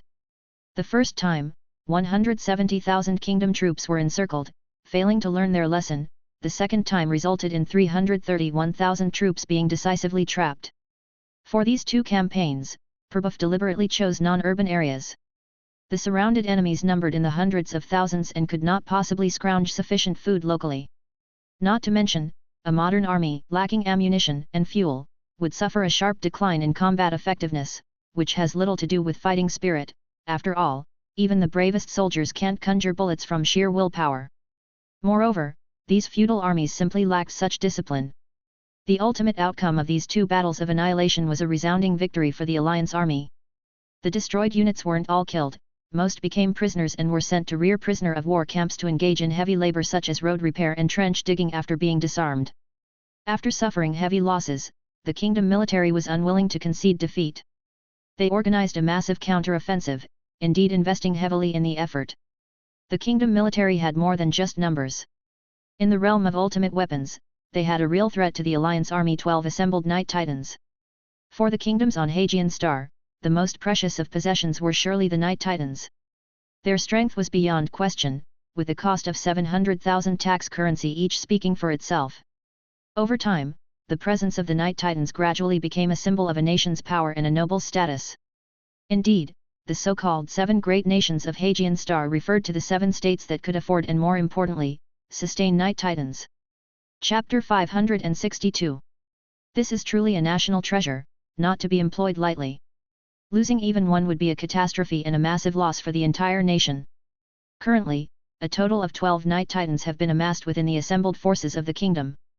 These kingdom generals and nobles are aware of events that occurred in the kingdom of Stefano and understand that as powerful as the Knight Titans are, if caught unprepared by interstellar warriors using their uncanny teleportation abilities, the Titans could be destroyed in mere minutes. Therefore, they simultaneously guarded the intelligence regarding the whereabouts of the Knight Titans with utmost vigilance, continuously repositioning them while also outfitting them with extensive security detail. Furthermore, they ensured that the Knight Titans were never left isolated. Also, pilots were not to rest unless it was absolutely necessary. Even under harsh conditions, the noble-born pilots needed to remain in their cockpit at all times. Thankfully, by the time the Night Titan level was reached, life support pod technology had already been applied. Even without particularly advanced features, as long as it could facilitate eating and assist in excretion, the Knights could stay inside for extended periods. Of course, they still needed to sleep. During these times, there had to be an active Night Titan ready to protect them. Based on such precautions, the kingdom's generals were extremely cautious when deploying the Night Titans. For these reasons, even though they possessed 12 Night Titans, their actual appearance on the battlefield was rare. In easy and simple battles, even if the Night Titans appeared, it made little difference just gilding the lily. However, in particularly dangerous battles, they hesitated to deploy the Titans, as losing just one could spark a huge political crisis. It must be emphasized again that the kingdom's army is a military force united by a group of feudal states. Although the kings are the leaders, in essence, they are just the supreme nobles, feudal lords. The Night Titans are in the hands of various major nobles. This means they couldn't follow orders like a modern military would, where upon receiving a command, they must obey, ready to charge even if the mission was known to be suicidal, embracing a do-or-die resolve to fulfill their military duty. Such occurrences are rare in a feudal army. Putting it bluntly, for some nobles who view their Night Titan as their family's treasured asset, it's acceptable to lose a battle, but not the Titan. As long as the Titan remains, even if they surrendered to the Alliance afterward, their status could still be preserved to some extent. However, this time, the kingdom's army made a significant commitment. After a day-long closed-door meeting of multiple kings and nobles, they decided that the situation couldn't continue like this. Otherwise, if they allowed the Rage Owl Star people to incessantly exploit their maneuverability, firepower, and armor advantage, their forces would be gradually devoured, leading to the potential loss of their entire 3 million troops on Hagian Star. Once there was mutual agreement, the large-scale offensive that frontline generals had long awaited but had never materialized, finally commenced. 12 Night Titans, all deployed at once. 9 of those belonged to the Panbos kingdom, representing their full strength. After all, the war was happening on their territory, so naturally, they were the most committed. The remaining 3 came from 3 other powerful states, with each providing 1 Titan. In the entire history of Hagian Star, having 12 Night Titans participating in a battle simultaneously was something from a bygone era. When 12 Night Titans advanced en masse, flanked by over 1,000 sentry mechas, and supported by an army of hundreds of thousands, the Alliance's front inevitably crumbled. What was the greatest strength of the Alliance army? Apart from armored forces, it was their artillery. The munitions transported to Hagian Star by the GU commercial firm on Rage Owl Star ships, in addition to the weaponry and ammunition used by the Alliance's 30 or so royal armies, primarily consisted of artillery and shells. These weapons were then handed over to their vassal forces. With artillery density far exceeding their adversaries, they were able to hold their ground along the extended front line against an enemy far superior in numbers. But in the location concentrated with 12 Night Titans and over 1,000 sentry mechas, no matter what, it was an unstoppable force. Even the elite troops of the Alliance couldn't withstand it. The Night Titans fired missiles and bombarded with howitzers from a distance, while conventional firepower barely shook them. Under their fire cover, sentry mechas charged forward through a hail of bullets, and machine guns also posed a terrifying threat to the positions of the Alliance warriors. The regular artillery of the kingdom's army was far inferior to the Alliance's, but with a large enough number of mountain guns assembled and the protection of armored forces at the front, they could advance to relatively close positions to fire, a threat that could not be underestimated. Mountain guns are still guns. Not only was the Alliance's position breached at a single point, but the entire defensive line spanning hundreds of kilometers began to shake significantly.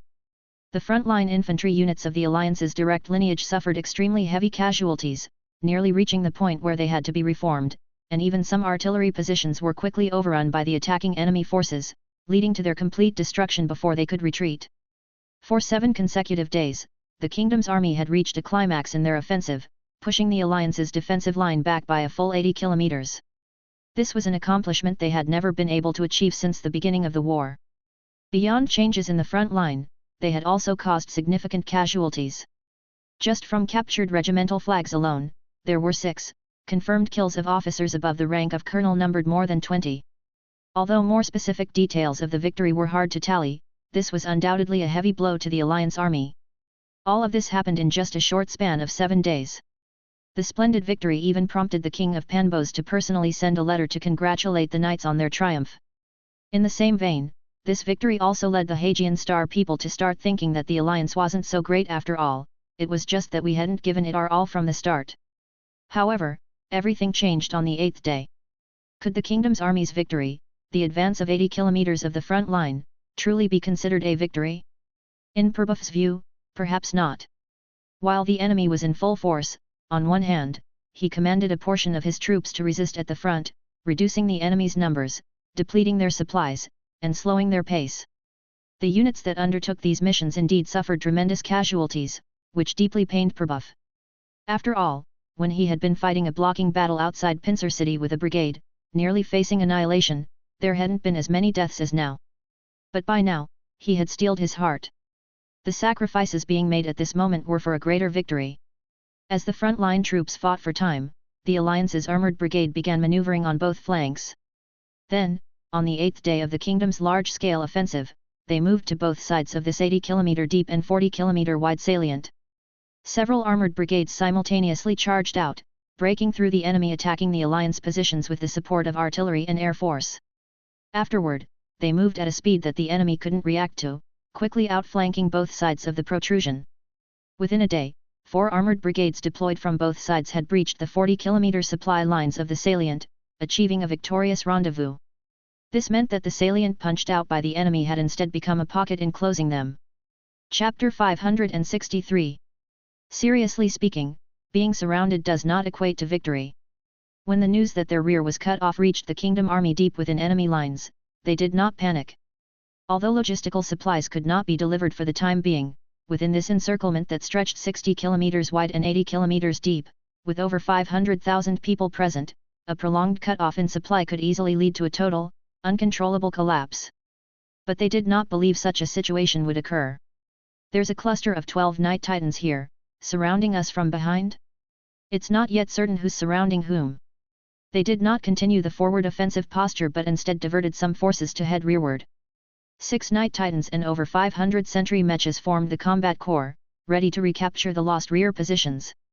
If possible, it would be even better to conduct 1 or 2 effective encirclement and annihilation battles.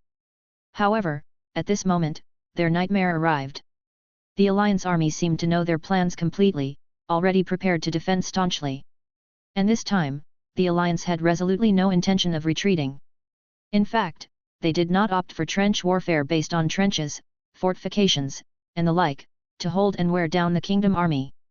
The tank units took the initiative to strike. Wind Falcon fighters in the skies daringly lowered their altitude, beginning to provide ground fire support. Especially when detecting some enemy artillery positions in the rear, they would launch a few missiles. If they did not completely destroy the target, they would risk being hit by rocket artillery or anti-aircraft gunfire to use laser cannons to wipe out any remaining enemy artillery. On the main battlefield, the total force the Alliance committed to the decisive battle was 10 armoured brigades. Their numbers were the 1st Extinguishing Wind Brigade, 13th Armoured Brigade, and the 35th to the 38th and 59th to the 62nd Armoured Brigades. These 10 brigades, totaling just over 80,000 troops, assembled nearly 900 Lion tanks and over 2,000 various types of combat armoured vehicles. Without a doubt, Perbuff went all out, regarding this battle as the most critical grand decisive battle on Hagian Star. Both sides, totaling 600,000 men, unfolded a fierce battle along a 60-kilometer wide front, structured around brigades and regiments. For the Kingdom Army, the grand decisive battle came a bit unexpectedly, exceeding their initial psychological expectations. Originally, at the start of the full-scale offensive, they were prepared psychologically for a major battle. However, a series of triumphs like a rampaging victory over multiple days made them complacent. Some fools thought the Alliance army was just so-so, and others, not foolish, tended to believe that the Alliance was not ready for a decisive battle and chose to avoid the brunt. But they really did not expect that the Alliance was not unprepared for the decisive battle, but decided to have the decisive battle when the encirclement was formed and the roles of offense and defense changed. The situation now was also quite clear. Either they completely crushed the 10 armoured brigades gathered by the Alliance, positioned behind them and poking at their rears in one go. Or, under the conditions of having lost all supply inside the encirclement, their entire army would be wiped out. And at this critical moment, they flinched. Mainly because initially, they only sent 6 Night Titans to the rear to deal with the encirclement. P. According to the intent of the Kingdom Army's commanders, it wasn't that they did not dare to fight decisively, but rather that the force they had gathered before the battle began was not yet sufficient. First, they needed to pull back these 6 Titans and the main forces a bit, waiting for all 12 Night Titans to gather before turning around to fight the decisive battle, which would increase their chances of success. From certain perspectives, the Kingdom Army's Supreme Commander's thought process wasn't wrong. However, he made one critical mistake: he severely underestimated the resolve of the Alliance's armored forces in this battle. In such a decisive grand battle, courage and morale are extremely important. Whoever shows a hint of cowardice might find even a slight setback leading to a comprehensive collapse. And this was what happened on the frontal battlefield. Upon receiving the message to retreat and regroup with the other 6 Titans, the 6 Night Titans on the front line naturally chose not to continue their advance to meet the enemy and started to fall back. But then, the Alliance's armored forces had already penetrated quite deeply into their ranks. The ordinary infantry left behind to cover the retreat simply could not withstand such a massive offensive pressure. In the rear, under the volley of self-propelled artillery, their defenses were already on the verge of collapse. When the armored vehicles really began charging their lines, they formed virtually no effective resistance before disintegrating completely. Subsequently, some of the Kingdom's core units came under attack. Dozens of sentry mechas were bitten into by the Alliance's Strider combat vehicles. Under the barrage of several hundred automatic cannons, those sentry mechas and surrounding Kingdom infantry had to turn around to fight. They were caught off guard, and with a significant number disparity, they were suppressed fiercely. Moreover, if the battle dragged on even a bit longer, dense barrages of 155 mm howitzer shells would often come over from the Alliance forces in the rear. The artillery battalions under the Alliance's armored brigades, along with artillery support platoons within each composite camp, had fully upgraded their towed artillery to self-propelled artillery. The process of moving and setting up to fire, and then moving again, had become much faster than before, allowing them to smoothly support armored units, providing fire cover while they rapidly breached enemy positions. Chapter 564. At the moment, this firepower proved immensely effective. Under heavy artillery bombardment, the unprotected sentry mecha in retreat were destroyed at an alarming rate. Especially when the range of engagement closed in, the infantry of the Alliance Army also posed a significant threat to them. As for the company and platoon level mortars, there's not much to say. Their accuracy isn't great, hitting the much more agile sentry mecha compared to tanks isn't easy. They could only be used to target the cannon fodder infantry of the Kingdom's army. But that was enough. An even more terrifying asset in the hands of the infantry was the heavy grenade launcher. A platoon was equipped with one. Taking a few hits, even a dozen, wasn't a big deal. But if they were barraged by a volley, even tanks might not withstand it, let alone the sentry mecha with significantly thinner armor compared to heavy armored vehicles like tanks.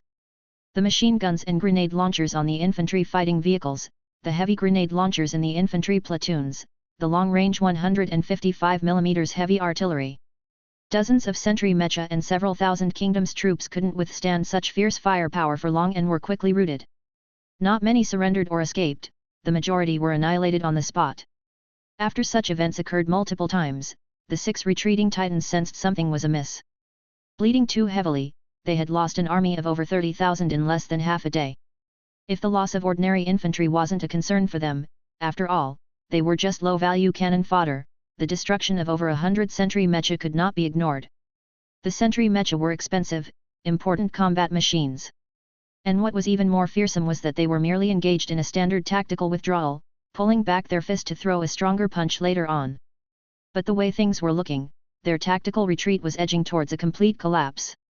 These 6 Night Titans amassed together in the core area had no big issues, but other parts were at the risk of being completely overrun by the Alliance's vanguard.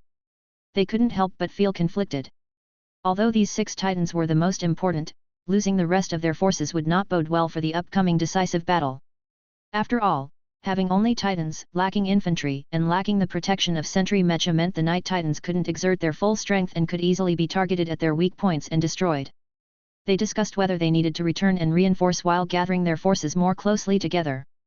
However, while they were still considering the so-called upcoming decisive battle, for the Alliance Army, the decisive battle had already begun and had reached its climax at this stage. As they hesitated, they were caught up with. First to appear within their sight was the 61st Armored Brigade of the Alliance Central Corps. The reason they could recognize this unit was that the brigade, as well as the battalions and companies under its command, emblazoned their unit numbers on red battle flags, which flew high on armored vehicles, easily identifiable at a glance. More than 60 Lion tanks gathered together, each maintaining a distance of around 20 to 30 meters. Tanks raised their guns high, and while on the move, they would occasionally recoil, either lobbing high explosive shells at the kingdom's infantry or piercing a sentry mecha with armor-piercing rounds. Over 150 armored fighting vehicles accompanied them, interspersed around, providing additional fire support. The brave and elite infantry didn't shrink back, instead, they marched between the tanks and even ahead of the armored units. They seemed to have no fear of death, under the support of tank and fighting vehicle gunfire from behind, and with the accompaniment of artillery fire from self-propelled guns further back, they coordinated their attack. Often after a barrage of heavy fire, before the kingdom's troops could recover from the deafening blasts, the alliance infantry had already appeared mere dozens of meters in front of them, their cold gun muzzles practically shoved in their mouths. Under those circumstances, the 6 Night Titans finally reached a consensus. They could retreat no longer, they had to turn and fight. In fact, there was no other option for them to retreat. At this distance, the Alliance's self-propelled guns had already started to shell them with artillery, but it was only deflected by the energy shield. The 6 Night Titans, determined for battle, found themselves essentially dragged into a major confrontation without much psychological preparation. Yet despite the facts, at that moment, they still hadn't fully grasped the situation. After all, what appeared before them was only a single brigade. Their initial attitude may have been to destroy this brigade, or at least beat it back temporarily, then they could continue to retreat and regroup with the other 6 Night Titans as per the command of their overall leader. Therefore, their counterattacks appeared somewhat feeble and ineffective. First, they launched a series of missiles. These missiles did indeed destroy many of the 61st Brigade's self-propelled howitzers, greatly reducing the Alliance Army's firepower density in a short amount of time. Following that, they began bombarding the Alliance's tanks with automatic loading grenade launchers mounted on their arms. The precise artillery fire was capable of destroying a Lion tank with a single shot, and with automatic loading and multiple barrels, their rate of fire was quite fast. After these Titans initiated their counterattack, the 61st Armored Brigade began to suffer heavy casualties. However, it must be said that the timing of these Titans launching their counterattacks was just a bit too late. The surrounding kingdom's military forces had already begun to disintegrate. And what delivered the final blow to their morale was the appearance of 2 military unit designations, advancing simultaneously from the left and the right on the front lines. Those were the 1st Extinguishing Wind Brigade and the 13th Armored Brigade. Combined, these 2 brigade-level units possessed 300 Lion tanks. When they advanced en masse, their tracks kicked up a storm of yellow sand, elevating the atmosphere of the battlefield to its zenith. The voices of the Night Titans echoed throughout the ranks. They valiantly fired artillery, eliminated tanks, and tried to stabilize the morale of their forces. However, the effect was less than ideal. Eventually, tanks, armored vehicles, and even infantry units charged up to proximity, deploying their firepower at distances around a kilometer, to engage in a direct exchange of fire with them. The energy shields on the 6 Titans flickered constantly. Despite suffering heavy casualties, the Alliance pressured these Titans into a state where they had to fight to their fullest capacity. A distance of a kilometer was already quite close for the Titans. They were no cowards, and after a brief tactical discussion, 2 of them began advancing rapidly. Apart from their long-range firepower, the Titans were equipped with gravity fists and giant chainsaw swords, which were even more formidable weapons. When they charged into the tank formations, 1 sword stroke, 1 kick, 1 punch, that's all it took to scrap a tank. True, the energy shields were ineffective at close range, but accompanying their charge were the sentry mecha, the kingdom's most elite soldiers, and the covering fire from the other 4 Titans in the rear. Normally, the Alliance troops couldn't actively approach within the range of the energy shields. They began to wreak havoc. Then, all of a sudden, the most intense explosion erupted on the battlefield. The epicenter of the explosion occurred on one of the Night Titans engaged in close combat. A squad of elites dressed in red-powered armor emerged from the center of the explosion. Those were naturally the Phoenixes. With the covering fire from regular units, they approached the Night Titan, swiftly eliminated the surrounding sentry mecha, and planted thermite bombs before making a full retreat. Chapter 565. The Phoenix Battle Group had been a part of this battle right from the beginning. As such a reliable force, Prabuff of course wouldn't overlook them. On the contrary, they were his ace in the hole. He was aware that the Alliance army held a complete advantage in all aspects against the enemy, except for the Night Titans. If you let these Night Titans loose, one Night Titan tearing apart 100 Lion tanks was not a problem. Conversely, the Alliance's conventional forces found it extraordinarily difficult to pose a threat to these terrifying war machines. If it came down to a direct confrontation, then they could only send enough armor units to serve as sandbags to take the hits, to act as meat shields. Then, they would use the tanks' armor-piercing cannons and heavy artillery from the rear to wear down the Night Titans' energy shields until breaking through and ultimately destroying them. The casualties in this process were simply incalculable. From the beginning, Perbuff didn't quite hope that the battle would evolve into that state. It was just too passive. Having the interstellar warriors in hand and not using them would be foolish. But even after consulting with Commander Maddens, he didn't immediately place the Phoenixes in an obvious position. On one hand, it's best to use good steel on the cutting edge, common fights don't need their involvement. On the other hand, it's essential to keep a trick up the sleeve to prevent the enemy from noticing and preparing for them right from the start. Of course, those Night Titans were on guard. Once the silhouettes of interstellar warriors appeared among the enemies, who could ignore them? But maintaining attention incurs a cost. When the battle became so fierce that they could hardly spare attention elsewhere, how could they keep focus on the interstellar warriors who hadn't yet appeared on the battlefield? Thus, the first sacrifice appeared. Like specters, the Phoenixes darted out from behind a Lion tank. Already less than 100 meters from the target, they could reach it in a matter of seconds in a full sprint. Some were responsible for fire suppression, eliminating the obstructive sentry mecha, while others breached quickly. Dodging a reactionary kick from the Night Titan, they leapt high, landed on the Titan, placed thermite charges, and rapidly withdrew. The power of a thermite bomb was sufficient, and most crucially, the thermite, being placed in close proximity, was entirely unaffected by the energy shield, making the destruction of a Night Titan without question. After the first one, the second one followed immediately. The two Titan Knights who dared to plow through the ranks met their desired fate. The time between their destruction was just a mere 8 minutes apart. The remaining 4 were genuinely alarmed.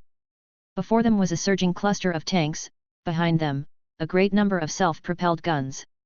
Amidst the hail of fire, the remaining 4 Titans didn't appear to be in any immediate danger, yet the accompanying troops beneath them were gradually showing signs of not holding up. If the forces on both sides were on the same level, then that would be a different story. However, during the preceding withdrawal, some units, while retreating, had lost their way, while others, in the face of the Alliance army's fervent pursuit, were pinned down. Either they were annihilated, dispersed, or still engaged in fierce gunfire. At this moment, the regular units beside them were already few in number. Under the onslaught, they were even more on the verge of collapsing. Once the regular units crumbled, these 4 Titans would be like lambs to the slaughter. Without the cooperation and protection of regular units, the towering Titans were vulnerable to overlooked enemies sneaking up to their feet, bypassing the energy shields, and then being destroyed. Ordinarily this would not have been easy. After all, the Titan Knights were not without close-range self-defense capabilities. Against conventional means, a Titan Knight's punches and kicks, along with melee weapons, were fatally threatening. However, weren't the figures of interstellar warriors now appearing before their eyes? Having witnessed the destruction of 2 Night Titans, how could they not understand the danger? The risk was too great, they felt it inappropriate to continue fighting, and began contemplating a retreat. Before retreating, they aimed at the Phoenix's red silhouettes and fiercely bombarded them with heavy artillery. Indeed, even for the interstellar warriors, the firepower of the Titan Knights posed a threat. Within their sight, 3 Phoenixes fell to the ground after being bombarded by heavy artillery from the Titans and did not get up. They had no time to confirm the casualty status of the targets, just retreating while continuing to bombard them. When the Titan Knights wanted to withdraw, indeed, nothing could stop them in the short term. However, the Alliance forces, relentlessly pursuing them, did not let up the attack. And worse, this would trigger a series of chain reactions. The kingdom's regular forces began to experience a more severe morale collapse. Before, with 6 Titans serving as the core of the entire front line, even under the impact of a steel deluge, seeing tanks being destroyed one by one, there was still some courage left to fight. But now, with 2 Titans in pieces and the remaining 4 about to flee, what could they do? The regular units collapsed. And there was nothing the 4 Titans could do about it. They had tried to call on the troops to hold their resistance, but to little avail. Only a very few stayed by their side, accompanying them as they withdrew together. Chapter 566. However, the increasingly torrential heavy artillery and fierce attacks caused these units to rapidly diminish in number. When their numbers dwindled to a certain level, the final general assault began. They saw, not far from themselves, space-twisted and dozens of red-armored warriors barely taller than their knees appeared out of nowhere. Accompanied by a small number of regular units, they could no longer stop these interstellar warriors who had suddenly used spiritual energy to teleport closer. The Titans almost immediately unleashed their firepower, and some brave souls swung massive gravity fists or giant chainsaw swords at those interstellar warriors. However, this could not change their ultimate fate. Out of the 4 Titans, 3 were damaged, and the remaining 1 surrendered. And the Alliance army, with the momentum of a great victory, swept through the retreating forces toward the main body of the Kingdom's army. In contrast, the Kingdom's army felt as though they had been drenched with a bucket of ice water amid their fervor. A few days ago, they were unstoppable. Although they learned that their rear had been outflanked, they were not at all panicked. However, the entire situation hadn't been unfolding for long before they were jolted by the news that all 6 Night Titans had been destroyed in a single battle. The entire army was shaken. They couldn't even regulate this news because the sounds of the Alliance's gunfire were getting closer, audible to everyone. Standing on a slightly higher hill, one could see the clouds of yellow dust kicked up by the Alliance's armored groups moving through the wilderness, with the red banners barely visible within, fluttering in the wind. In front of the Alliance's vanguard, the Kingdom's army was being chased and beaten like stray dogs. What's more terrifying was that they would soon become one of those stray dogs themselves. The entire encirclement was only 60 kilometers wide and 80 kilometers deep. If they achieved a significant victory today, they might not make it by tomorrow, and by the day after at the latest, gun barrels would be pressed right up to their throats. In such a situation, no one could utter tough words. What to do? This question lingered over the entire Kingdom's army, both high and low. The Kingdom's army's supreme commander had made a decision: the only option left, muster all forces and fight a decisive battle to the death against the Alliance army. Otherwise, what else could they do? Their previous 8 days of triumph were now converted into equal amounts of fear and unease. The previous offensives had been too smooth, there hadn't been enough time to construct defenses in this area, nor were the various supplies in reserve sufficient. The option to hold out for reinforcements was non-existent. Moreover, even if they could hold the line, who could come as reinforcements? All 12 of the Night Titans were already here. Only through a battle to the death, only through victory, could they break out of the encirclement. The commander-in-chief of the Kingdom's allied forces was already fervently encouraging all the officers, especially the 6 Night Titan pilots. He painted a future where, should they win this war, the backbone of the Alliance army would be broken. In the near term, they wouldn't be able to organize an armored group with thousands of tanks, and such a devastating defeat would severely shake the Alliance's control over Hagian Star. In the territories already occupied by the Alliance, there would be a strong upsurge of resolute resistance. In short, the future was bright. If only they could win this ultimate battle, they would all be heroes of the entire world. However, take it with a grain of salt. At most, these words served only to prevent morale from looking too dismal on the surface.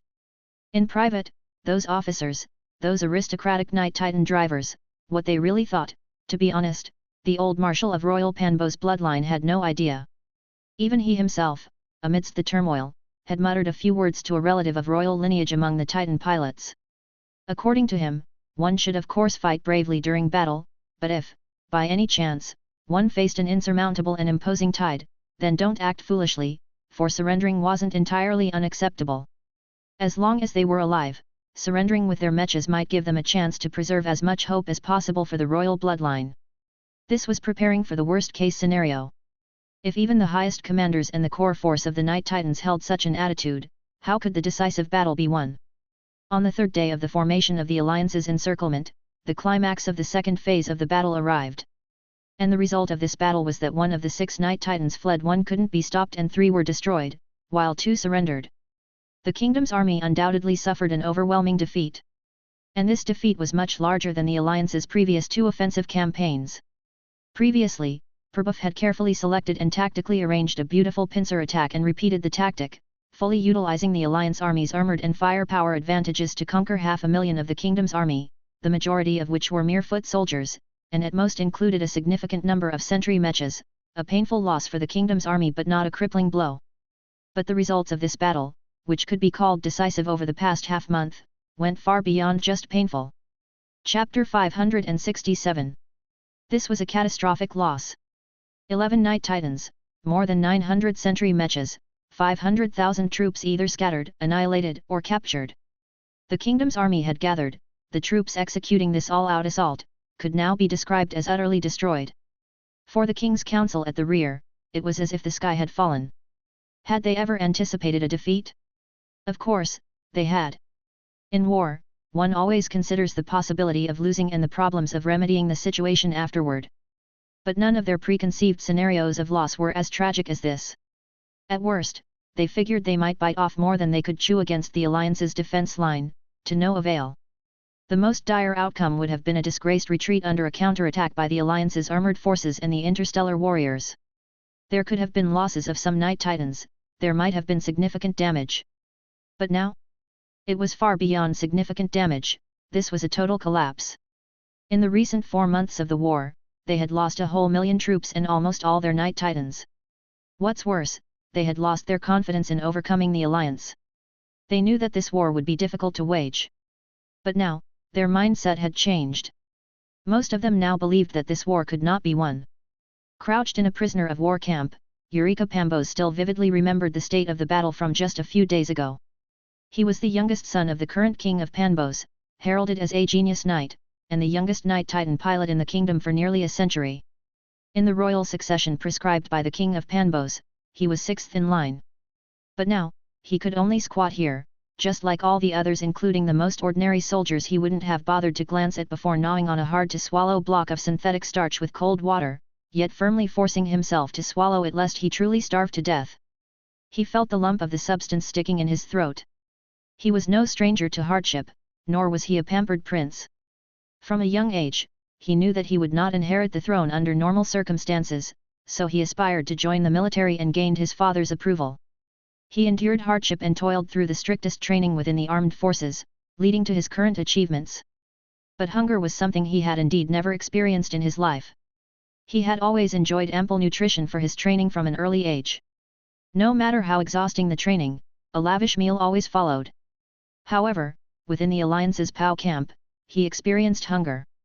It wasn't that the Alliance was deliberately mistreating prisoners, but that they had suddenly taken in too many prisoners, and there were problems with the food supply. And to this, the Alliance's response was even somewhat surprising to him. Political officers from the Alliance would actually come to the POW camp and engage in ideological work with the prisoners, assuring them that the current difficulties were temporary and that the problems would soon be resolved. They asked everyone not to panic and even executed a few of the camp's management officers who were unfairly distributing food and skimming off the prisoners' rations. Usually, these were officers from the Lumen Kingdoms or Kingdom of Stephanos auxiliary forces. These actions elevated the Alliance's political officers significantly in the eyes of the captives. The prisoners listened as the political officers described life on the distant Rage Owl Star, talked about the Alliance's policies, and discussed some of the changes that had occurred in the Lumen Kingdom in the past year. Prince Eureka discovered that the once restless and panicked prisoners, despite the food shortages, were miraculously settling down. In the past, he would never have believed such a thing possible. But now, after seeing it happen right before his eyes, he became contemplative. After the defeat and his capture, he always wondered why the seemingly powerful kingdom's army still ended up losing. Up to now, although he hadn't fully understood why, he had at least realized a part of it. Chapter 568. Eureka was still pondering over the role of the political commissar in the Alliance army when a call woke him from his reverie. Eureka Pambos. Eureka raised his head a bit uncomfortably, as it was rare in his life to be called by his name like that. Of course, he still knew it was him being called.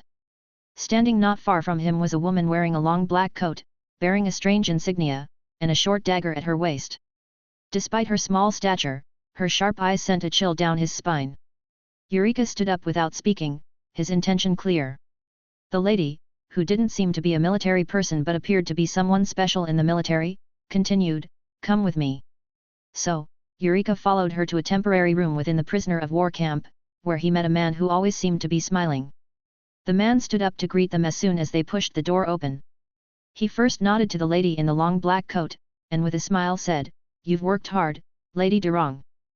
Demon Hunter Milia Durong nodded slightly and then left. She had much work to do next, needed to select several suitable individuals to be sent back who could assist the alliance government in its comprehensive rule over Rage Owl Star, leaving her no time to dwell here. Bringing Prince Eureka over was simply because she had been familiarizing herself with the conditions of this POW camp for 2 days and was relatively well acquainted with it. Another reason was she didn't want to stay in that room. The man there, who had been a colleague of her older sister at the Loyal Air Academy, named Nikola Salihovic, always appeared smiling, but she found it uncomfortable to be with him, as if something was watching her all the time. According to her sister, the current chief of academic affairs at Loyal Air Academy Higher Morgan, Salihovic wasn't always like this. One day, he suddenly had an epiphany, as if he had received some kind of inspiration, gaining the ability to see through people's hearts, and if one conversed with him a bit longer, they were easily persuaded by him. Milia felt that it was more like tempting. Of course, Higher Morgan also mentioned that she herself seemed to have changed at the same time. The difference was that her epiphany lay in boosting morale, teaching students to be more loyal, and having a more remarkable understanding of ideological and political theory. After both had received some kind of enlightenment and felt they had grown a lot, Salihovic was transferred out of Loyal Air Academy and took a position at the Alliance government's Foreign Affairs Department. Milia de Rong never expected that this man, whom she only knew from chatting with her sister, would one day work with her on Hagian Star. Although according to Higher Morgan, Salihovic was essentially a good person, but, although she was not acquainted with Salihovic and had not personally experienced his special skills, she had no desire to experience them either. Let that native prince experience it. At that moment, Prince Eureka felt refreshed. The communication with the foreign diplomat was the most comfortable time he had since he had been captured after the war ended. The diplomat's words always struck home, making him involuntarily follow the other's suggestions. In the end, he nodded to Salihovic and said, "Mr. Diplomat, I will do everything in my power to help you, hoping to eliminate the war." Salihovic stood up and said to Eureka with great solemnity and respect, "You are the Empire's most loyal subject, and I salute you." A month later, Salihovic and Prince Eureka, now dressed in fitting attire, sat together on the Wind Falcon bound for the heartland of Panbo's kingdom. He was a diplomat, and of course, he was on a diplomatic mission. Seated, he gazed admiringly at Prince Eureka, who was sitting upright in front of him, with his back to him. His upcoming task largely required this person's assistance. Therefore, in this past month, besides constantly communicating with local historians and political scholars to learn about the political history and traditional culture of Hagian Star and understand the current political landscape of this planet, the rest of his time was mostly spent on this prince. He drew upon his old skills of teaching at Loyal Air Academy, along with the help of an army political commissar, and consistently worked on the prince's ideological stance. The results were significant. Even though he had persuaded Prince Eureka to accept his proposal a month ago, it was still unstable. Having been enlightened, Salihovic's abilities had greatly improved. However, it wasn't as supernatural as rumors suggested, nor did he possess any supernatural powers. He had always been skilled at understanding people, communicating, and sharing heartfelt moments. Now, he just had a better grasp of these skills. He could catch people's states of mind from details that others might miss, such as slight movements, micro-expressions, and changes in tone. He also honed his verbal skills more precisely, including how to use the right expressions and tones when speaking. Combining these two methods was the source of his seemingly heart-penetrating and heart-bewitching abilities. Chapter 569. It was nothing significant, but thanks to the governor's favor, he was transferred to the Alliance Foreign Affairs Department. The work there seemed even more suited to his expertise than teaching at Loyal Air Academy. So, he came without any hesitation. To contribute to the governor was his greatest honor. In reality, the diplomatic mission that followed was not simple at all. Since the end of the great decisive battle, a month had passed without either side reaching any ceasefire agreement, and the war continued unabated. Although the Alliance army emerged victorious in the great battle, it still suffered significant losses. Indeed, they had pursued several victorious engagements following that battle, but as the enemy fell back in full retreat, while territory was gained, the impact on the enemy's living forces was not as great. The kingdom's military certainly lacked the capacity to win the war, but if the alliance were to rely purely on military means for victory, it would take a considerable amount of time. There was no need for that. So, the remainder fell to him. Of course, there was also the possibility that Panbo's old king, the current leader of the kingdom's parliament and the foremost country of Hagian Star, would go crazy and have him, the arriving diplomat, seized and executed upon landing. Then so be it, he would die. But he felt the risk of that was not significant. His guess was correct. After he used the release of the important prisoner of war, Prince Eureka, as both a conversation starter and a welcome gift, he was treated with considerable respect. But that was all, it was respect. During the first meeting with the old king, after briefly exchanging conditional terms for a ceasefire, Salyhovic lost interest in seriously negotiating further. With his ability to judge character, he felt that the old king of Panbos truly regarded maintaining independence as the ultimate negotiation baseline, willing only to surrender certain populations, wealth, and cede some territory, but not sovereignty. The country had to remain independent. He would not accept the alliance's special envoy to meddle in national politics. The most up-to-date novellas are published on Frugnoelo. Clearly, the alliance found this unacceptable. From the very beginning, there was no room for further negotiation between the two. Yet Salyhovic continued to maintain the progress of the negotiations. The old king had his bottom line, but what about others? The remaining forces on Hagian Star resisting the alliance were not limited to Panbos Kingdom. Even within Panbos Kingdom itself, could the old king's word be truly absolute? What were the attitudes of those generals and nobles with actual power? Under the pretext of peace talks, Salyhovic made frequent contact with the high-level figures of Panbos Kingdom. Actually, this was not proper.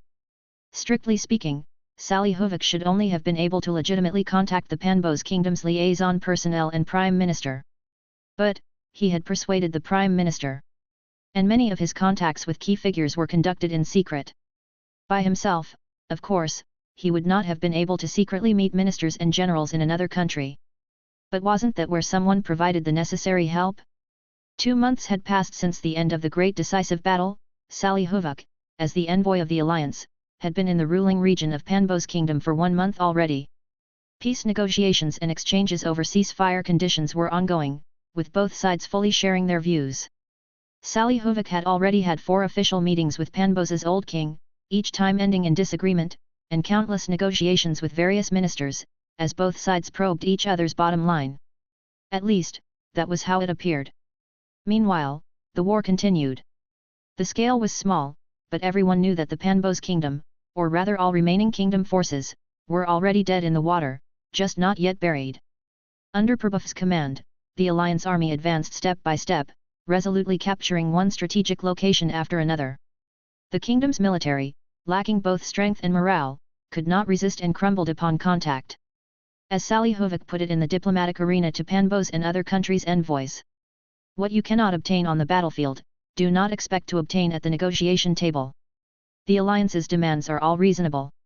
The only difference is, if we reach an agreement now, you may end this all with dignity and perhaps have hopes to continue, or you can keep waiting for our warriors to send each and every one of you to the judge and the gallows. Then, we can take everything we want, and what you'll have left by that time is uncertain to anyone." Without a doubt, the previous major defeat not only broke the back of the kingdom's military but also spine of those rulers behind the scenes.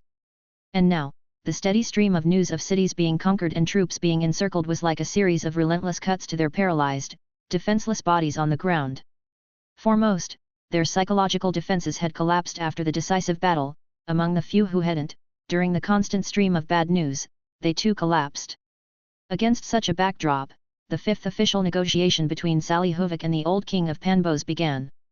They went through the usual negotiating of terms as they always had. Chapter 570.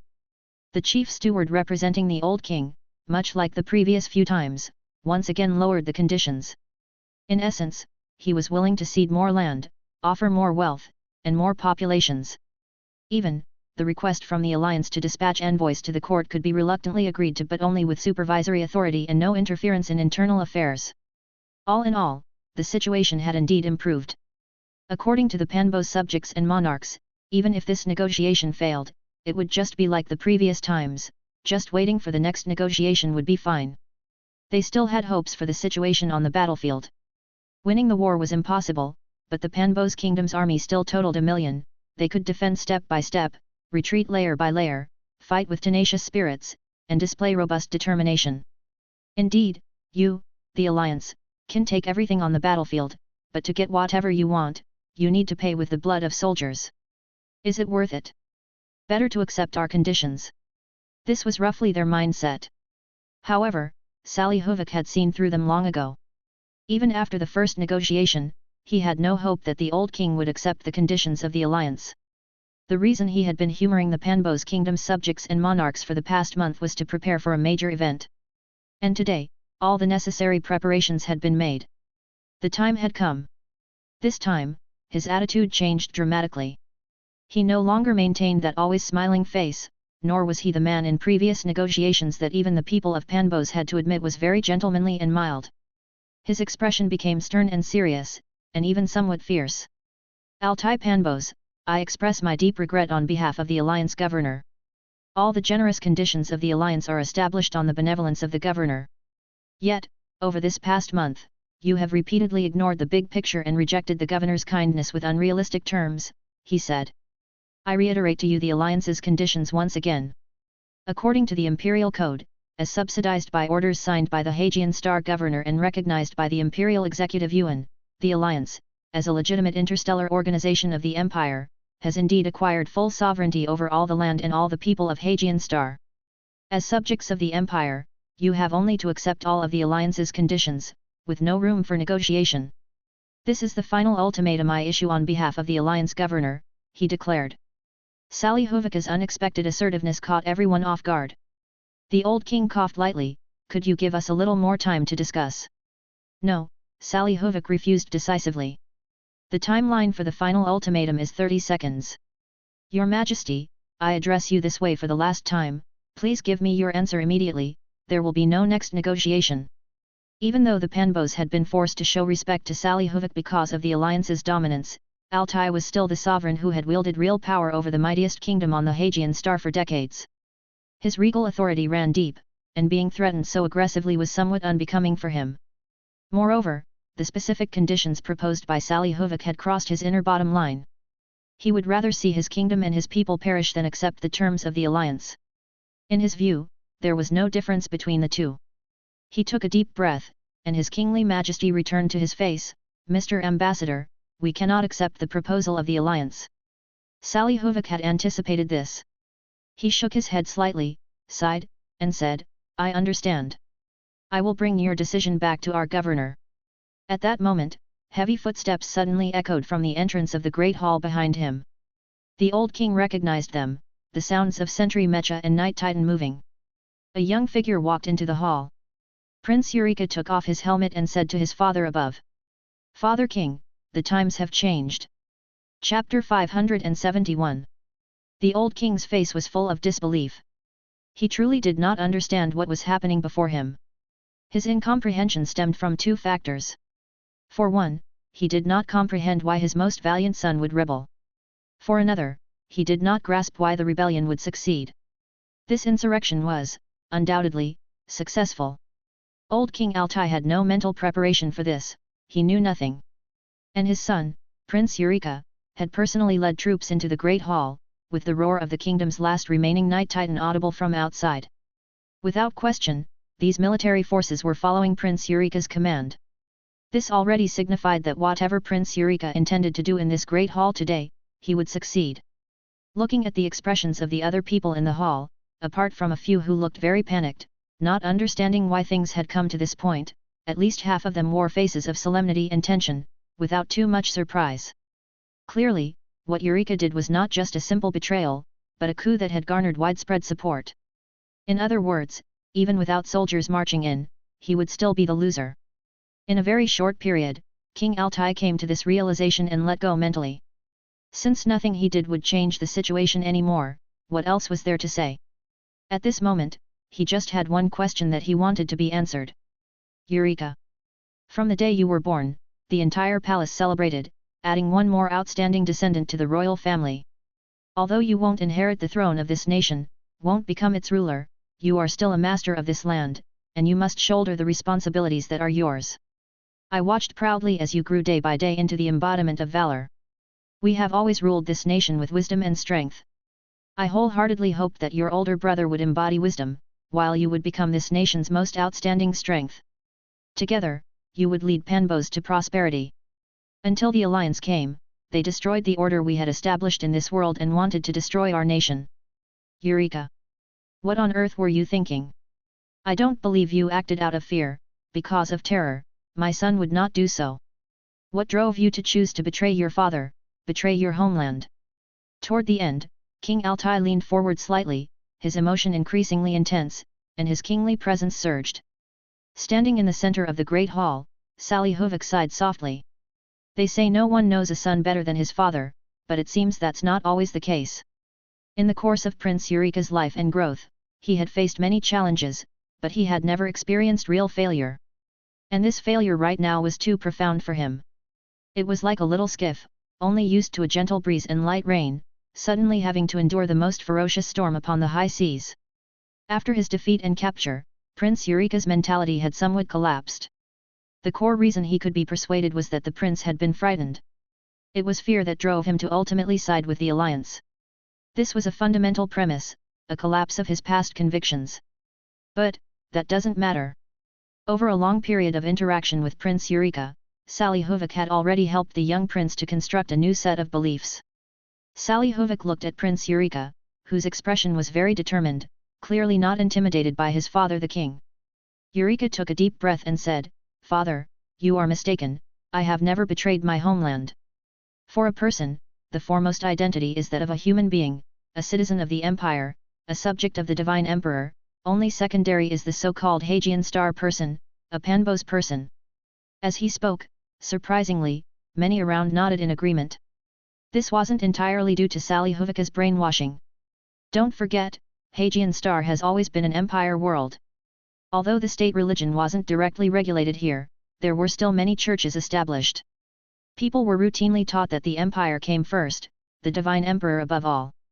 Only, in the long span of the past, this hadn't been given much heed. If the empire was first, then it was first, if the divine emperor was above all, then so be it. They were all too far away, and anyway, didn't affect the power and status of the many kingdoms of Hagian Star itself. However, now, they suddenly realized that all of this was not so distant after all. The alliance had been recognized by the empire as the ruler of Hagian Star. This is clear-cut in the documents issued by the Holy Terra central government. Why should we exhaust everything to fight against the alliance? Why fight a war against our own kin, against our overlord, a war that we could never win? Isn't this an egregious mistake? If not, what else could it be? Father, tell me, what is the actual meaning behind our fight? You always said it was for the nation, but our nation itself is a false proposition. Being human beings, we should fight for the empire under the call of the divine emperor, but it is the alliance that represents the empire, not us. For the people of Panbos? But no matter the people on Rage Owl Star, or the Lumen Kingdom that had practically been governed by the alliance a year or two earlier, the lives of the people there are far better than those of our Panbos citizens. Chapter 572. All I can think about is the power of our family.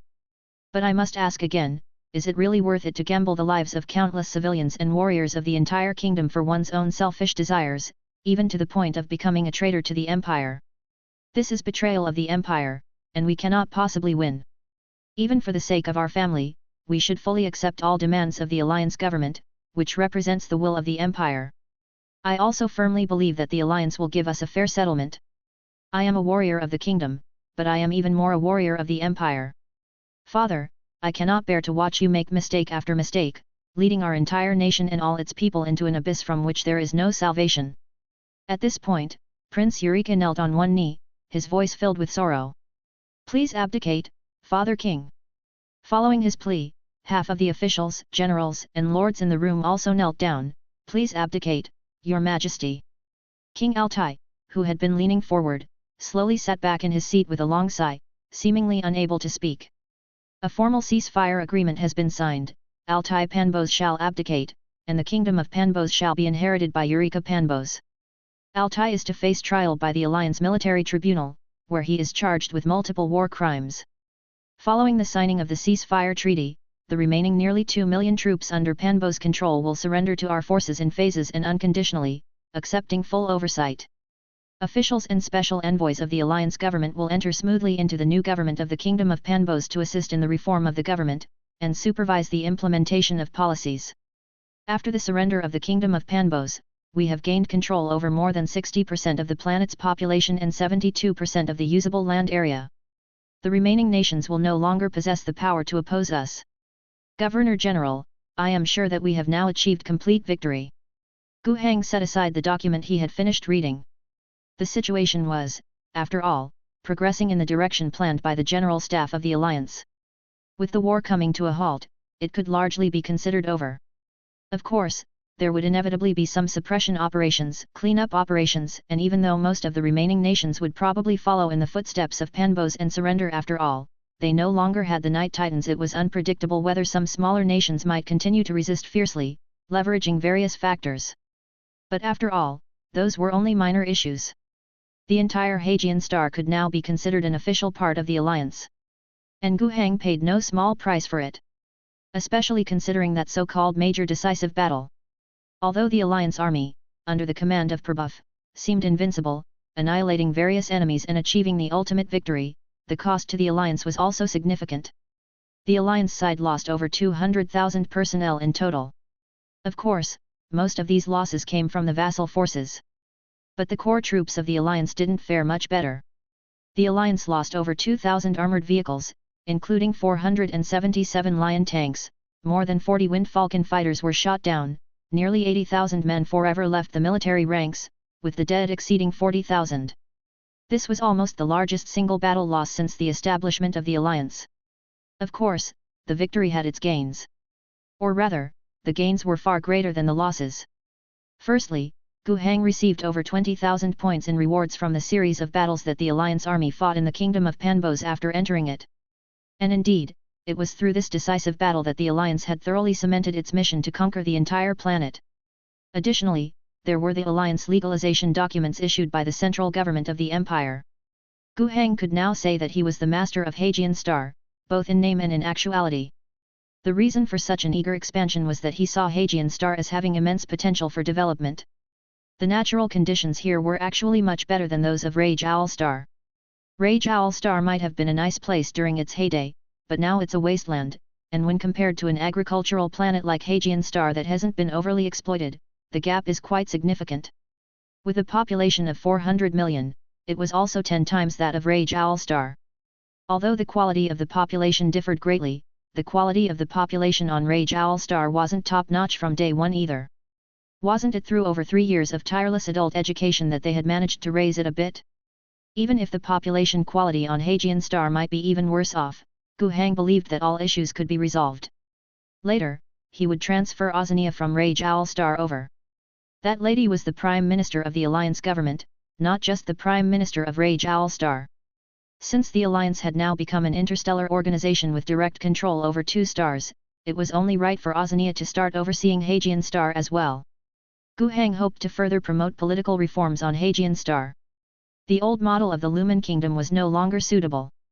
To put it plainly, Gu Heng's rule over Hagian Star wasn't very legitimate before, so he had adopted an approach more akin to a suzerain governing a colony. But Gu Heng believed such a system wasn't sustainable. If you don't treat others as equals, they find it hard to consider the Alliance their homeland and to feel a sense of belonging to the Alliance. The biggest problem the Alliance faced now was that the core population was still too small. Especially after seeing places like Karolia 3 boasting populations of hundreds of billions, Gu Heng felt this all the more acutely. Therefore, the upcoming reforms on Hagian Star had to strive for localization. He needed to establish a political structure on Hagian Star that recognized his authority and was highly centralized, allowing him to mobilize the power of Hagian Star as effortlessly as he did with Rage Owl Star. At the same time, some of the economic and production development models that had been proven genuinely effective on Rage Owl Star also had to be replicated quickly. In due course, he would select several appropriate locations on Hagian Star to establish industrial centers, similar to Wuxing City. Currently, Hagian Star was still a backward planet with agriculture as its primary production. Yet agriculture should never require such a large population. Despite large expanses of land remaining uncultivated, the serfs on Hagian Star had to be constrained to working laboriously on just a few acres per person, with the majority of their labor's earnings being exploited away by the lord nobles. To Gu Heng, this represented a tremendous waste of productive forces. Large-scale farms, mechanized mass production, liberating the agricultural populace, and building industrial industries. All these actions had to be implemented on Hagian Star. And during this process, the class of nobles and landlords had to be eliminated. Of course, at present, this so-called elimination should not be too harsh, not amounting to physical eradication. After all, they had surrendered. But the Alliance had some existing experience to draw upon. When they initially reclaimed the Viking Valley region, they kept the original estate owners. When they took back the eastern provinces, they kept the local rulers. The experience of the Alliance was to incorporate the original rulers into the Alliance's governmental management structures and similar roles but strip them of property rights, ownership rights. Those who owned lands would convert their land into job ranks and enjoy the benefits policies of the Alliance, but ultimately, the land would become owned by the Alliance officials, who would continue to manage the land and its people as Alliance officers. However, after such a transition, those former landlords, now officials, couldn't act unrestrained anymore. They had to follow the rules of the Alliance. And if they violated the rules, from now on, the Alliance had to begin establishing an integrity system. Alliance Chief Justice Lambert would soon arrive at Hagian Star as well. To be blunt, the high echelon of the Alliance wasn't so naive as to think those noble lords would make qualified officials. But first, they needed to fulfill their promises to them, giving them opportunities to change. Second, they had to get through the initial stage when no one else was available, and finally, they could fatten them up before slaughtering them.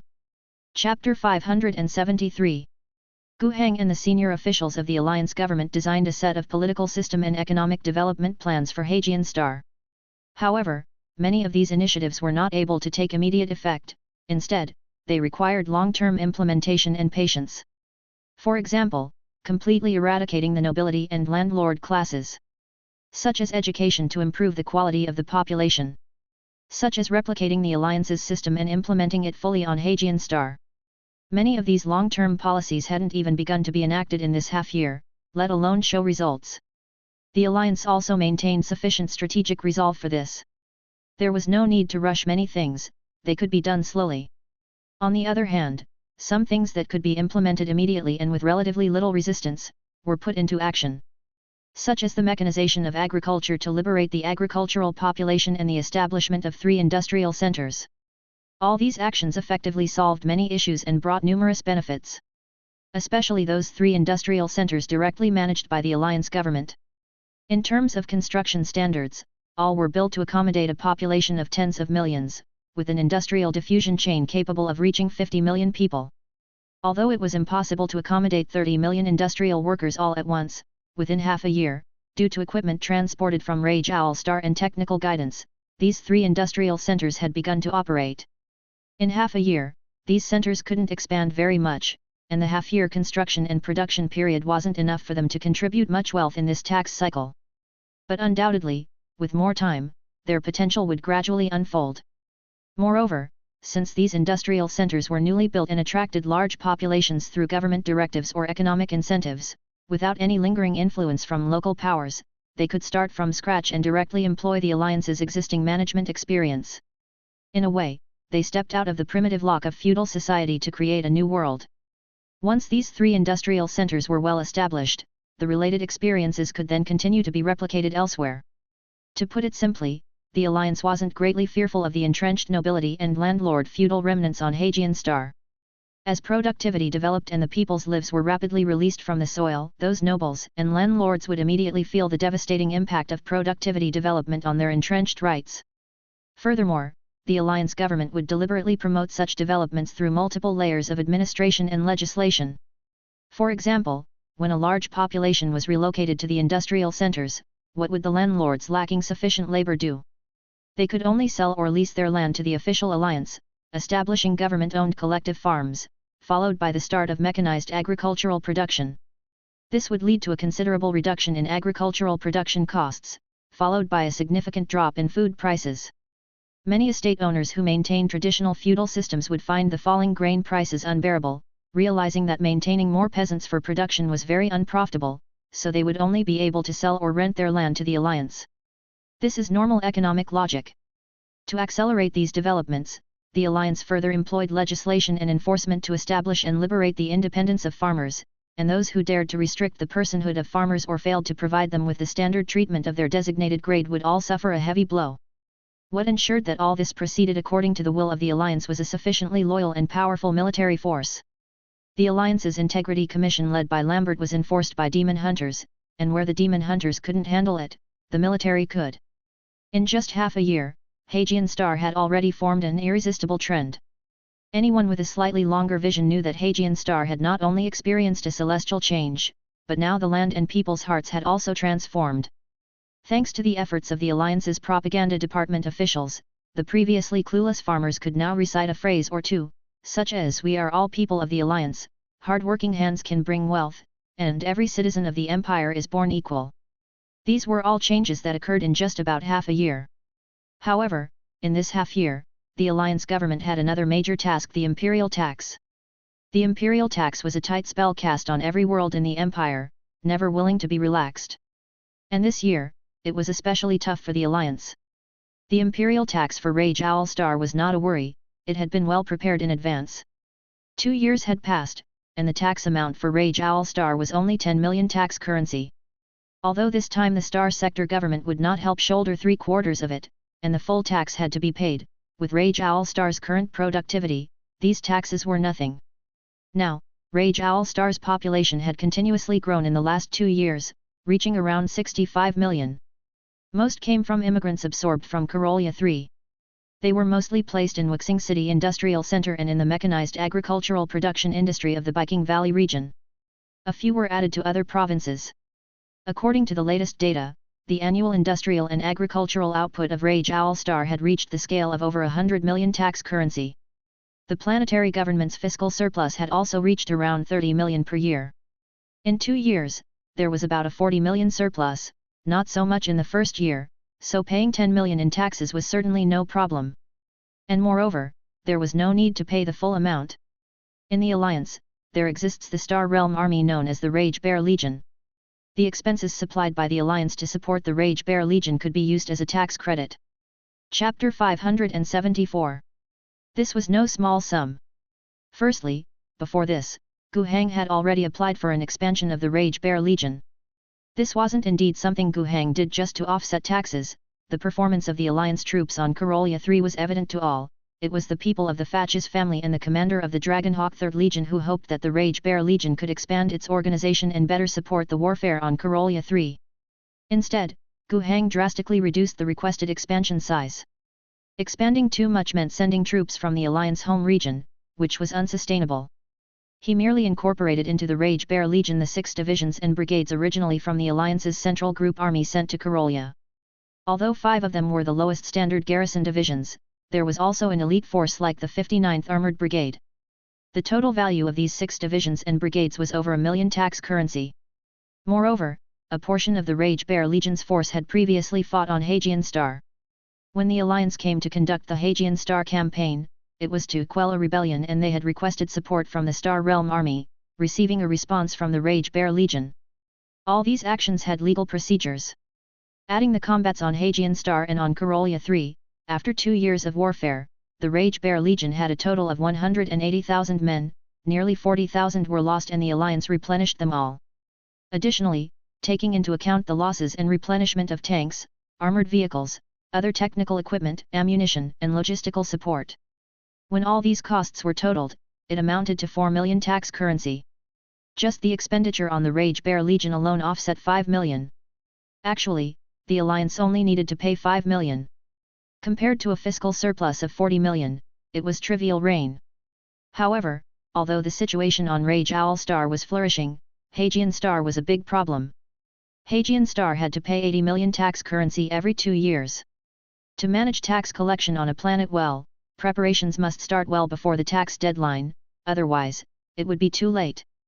In fact, tax collection on Hagian Star was an ongoing process nearly every moment, and the 2-year mark was merely when the Empire's tax fleet arrived to take over the quota. During the past 2 years, there was constant warfare on Hagian Star. A vast amount of resources were consumed, and the Alliance government had only recently managed to fully recover the planet, and a unified and effective government had yet to be established.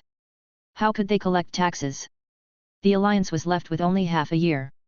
Countries where the war ended quickly or where there had been no war at all had stable tax amounts, solving about 35 million, the many spoils of war produced by the military, the thorough eradication of some resistant nobles, and the looting of national treasuries from defeated countries like Panbos, could bring in over 20 million tax currency. Then, there was the head tax. Throughout his governance of the alliance, Gu Heng had emphasized one principle countless times to senior government officials, that the head tax is undesirable. It not only impacted the credibility and stability of the government, but it was also very unprofitable. The value of a person was 5 tax currency, but in Gu Heng's view, a person's lifetime worth far exceeded that number. If a world couldn't earn back those 5 tax currency, then the planet's governor was utterly incompetent. However, the situation on Hajian Star could be viewed somewhat more leniently. Some of the head taxes weren't meant for Gu Heng to collect the population and hand it over, but rather, there existed a number of hardcore elements on the planet as well as unsolved prisoner of war issues from before. It was simpler to just hand them over once and for all. Hajian Star also had a history of failing to pay sufficient taxes, thus resorting to using people to supplement it. With all these factors combined, Hajian Star itself could resolve approximately 60 million tax currency. There was still a shortfall of 20 million. That gap had to be filled by Rage Owl Star. From this perspective, the Alliance's conquest of Hajian Star had been a net loss so far. The military spent money to fight, money was spent on investments and construction, and they had to fill the tax shortfall for Hajian Star. Prime Minister Ozania had already assured Gu Heng that by the next tax session, 2 years later, Hajian Star would achieve self-sufficiency. This was also her assurance to Gu Heng, the ruler of the alliance, as the head of the government. 6 months hurried by. The tax commissioner of the Dragonhawk Star domain, Nell Lavis, had started another orbiting tour of tax collection around the Tianma Star sector. Generally speaking, given the taxation significance within the entire star sector, Lavis usually only visited Corollia and Flying Wing Star personally. Each of these 2 planets was responsible for paying about 4 billion tax currency. As long as these 2 planets were monitored, the taxation work in the entire Tianma Star sector was practically done. At most, she might glance over the 3 worlds in the Fatches star system, and the rest were merely trivial matters. The recently famed Governor Gu in the star sector also paid only 5 million tax currency annually. Pitifully small. Usually, worlds like this were not ones Lavis personally paid attention to. Last time she visited the Tianma Star sector, and toured Rage Owl Star merely because the Apostle of War demanded it. But this time, even though the Apostle of War was not present, Lavis still came on her own initiative. Tax officers came, of course, to collect taxes. But that was not the only purpose.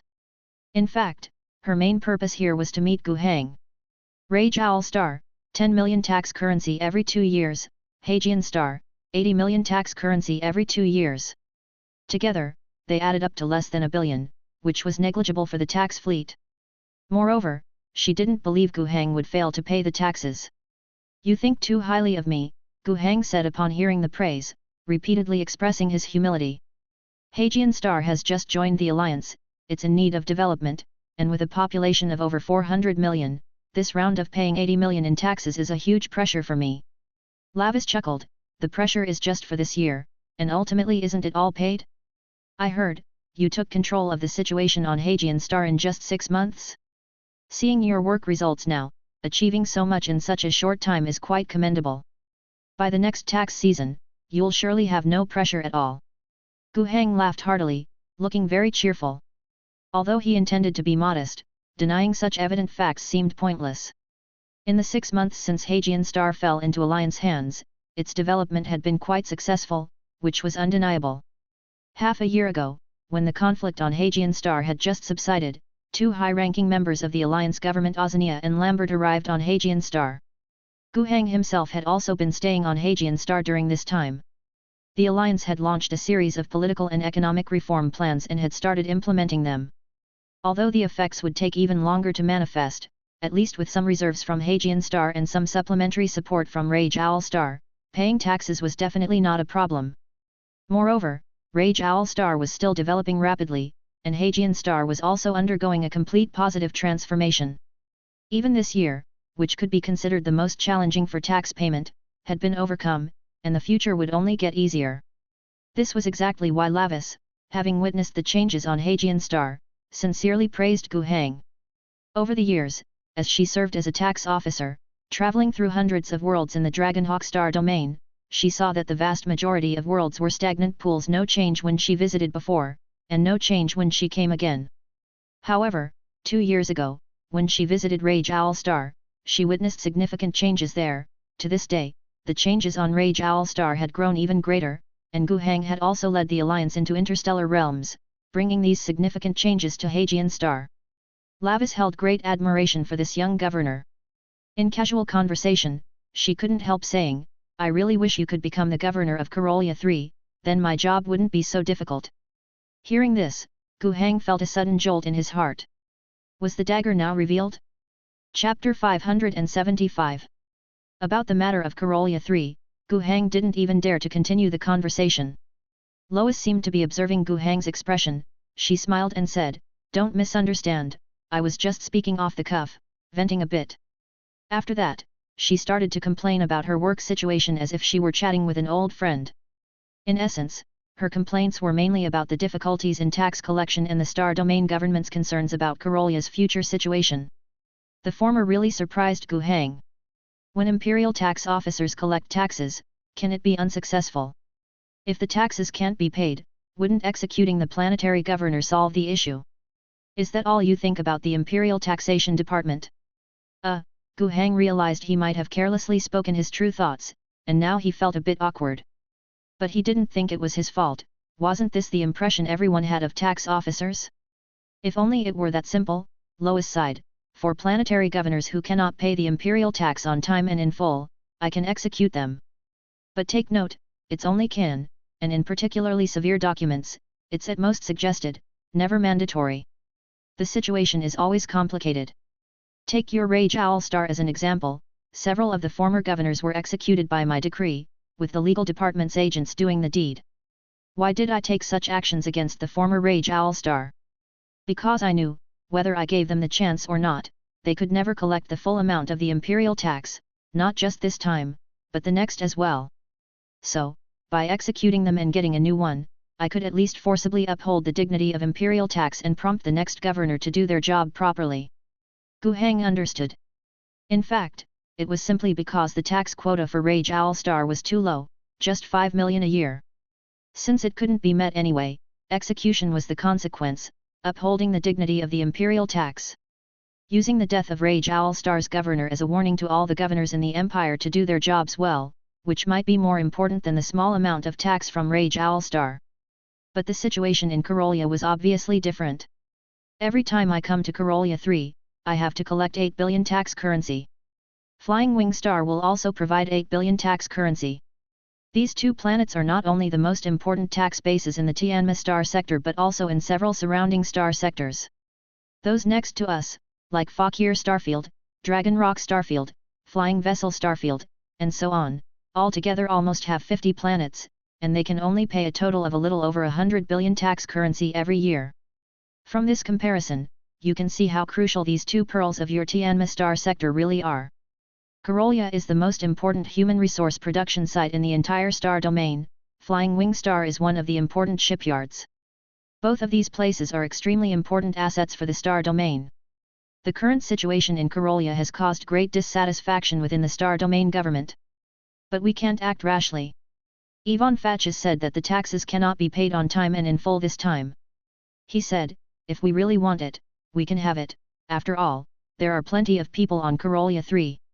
Designate a nest capital, with its 10 billion people, we can take them all, and let our tax fleet go down and haul people ourselves. What kind of attitude is that? But I really have no choice.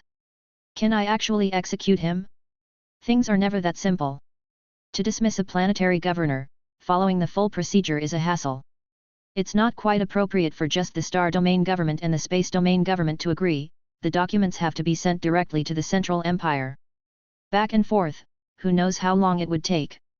To deal with a planetary governor who fails to pay taxes, we usually opt for a fast-track procedure, where someone like me, the chief tax officer, submits with a signature, the chief legal officer signs to confirm, and the agents take care of the rest. That's the convenient procedure. But as for the full legal procedure, it actually needs to be completed afterwards. However, if it's a case where the legal department's agents can't handle it, what use is there to judge that governor as a traitor? You can't kill him. In the end, you either compromise or declare him an imperial traitor. Generally speaking, it ends in compromise.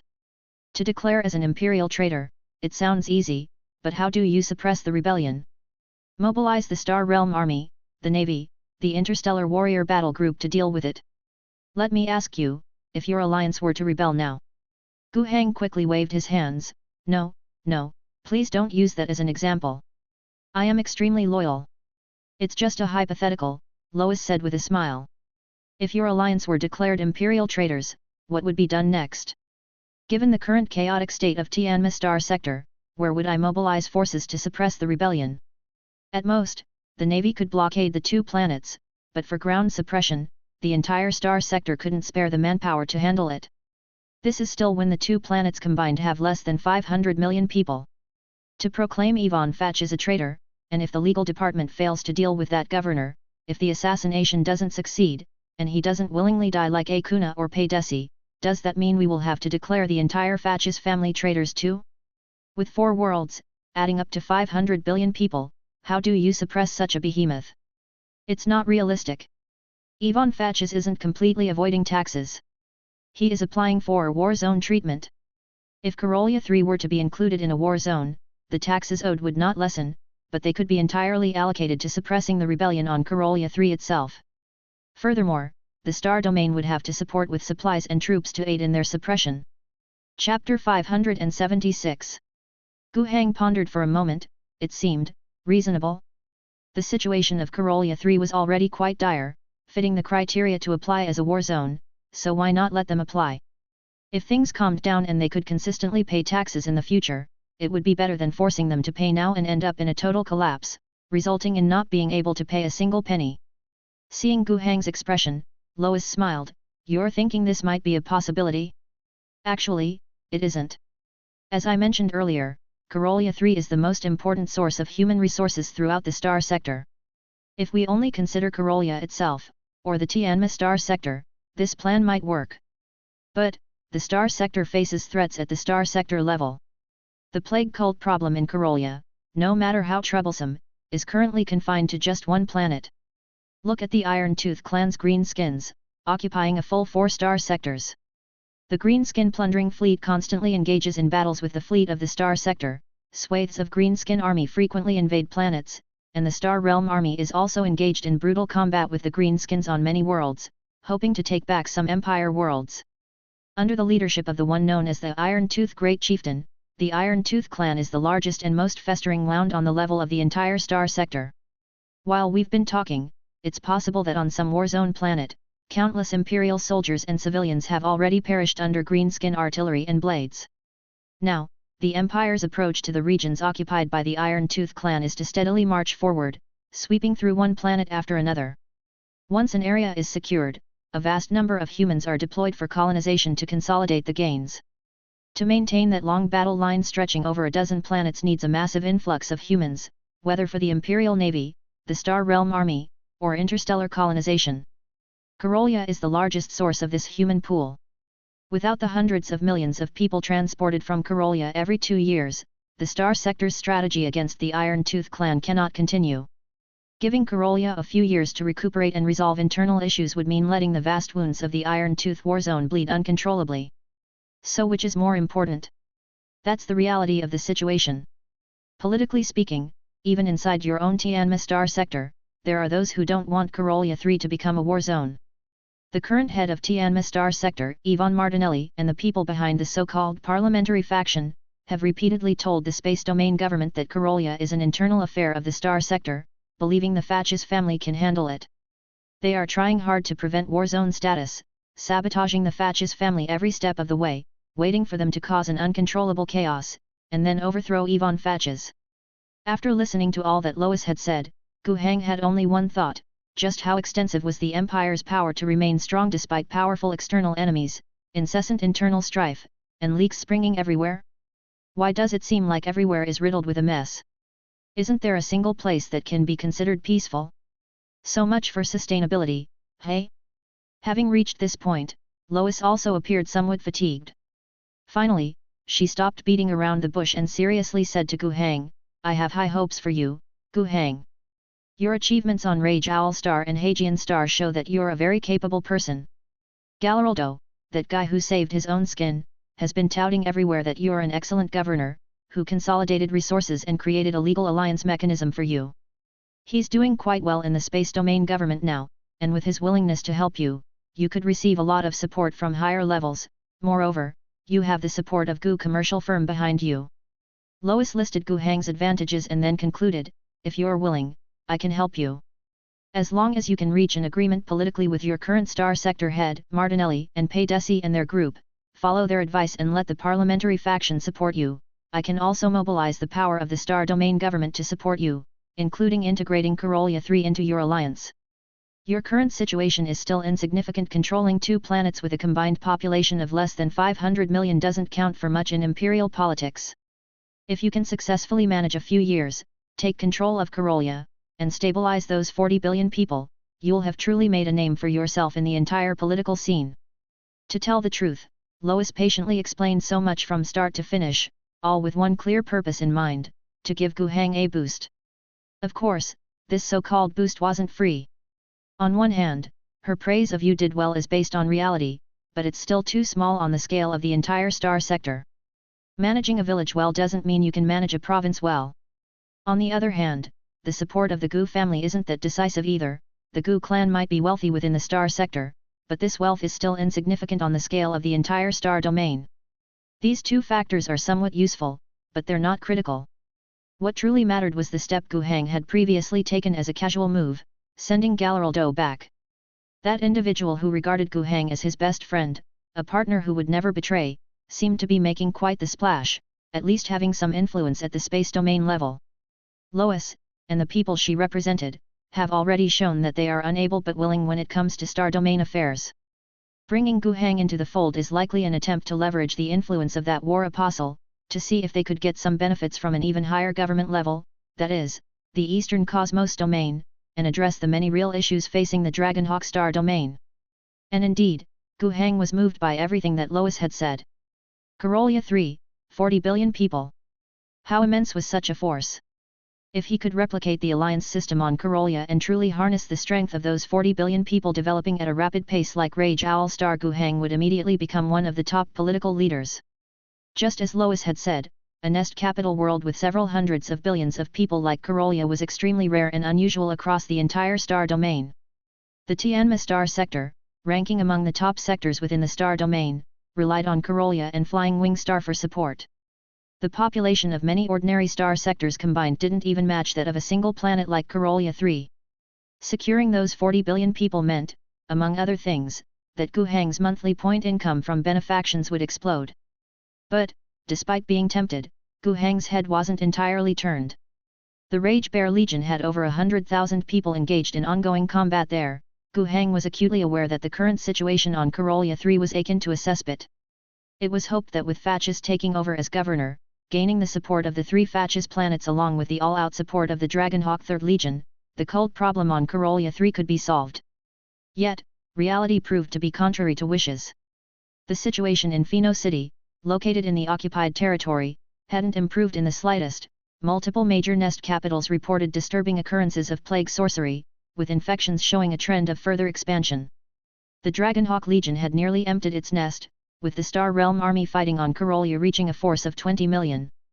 Additionally, the Fatches family had put in an extra 5 million of their own troops and were widely conscripting local planetary defense forces on Corollia.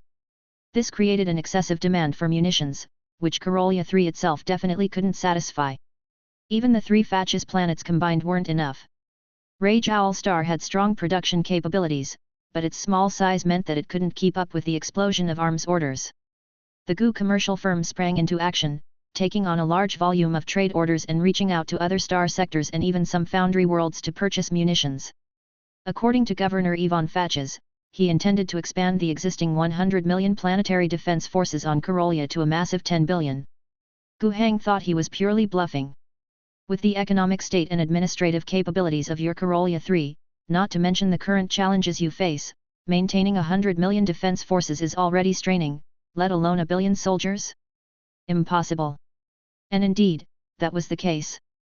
Until now, the local defense forces of Corollia had only expanded to a little over 120 million, far from the boastful claims of Ivan Fatches.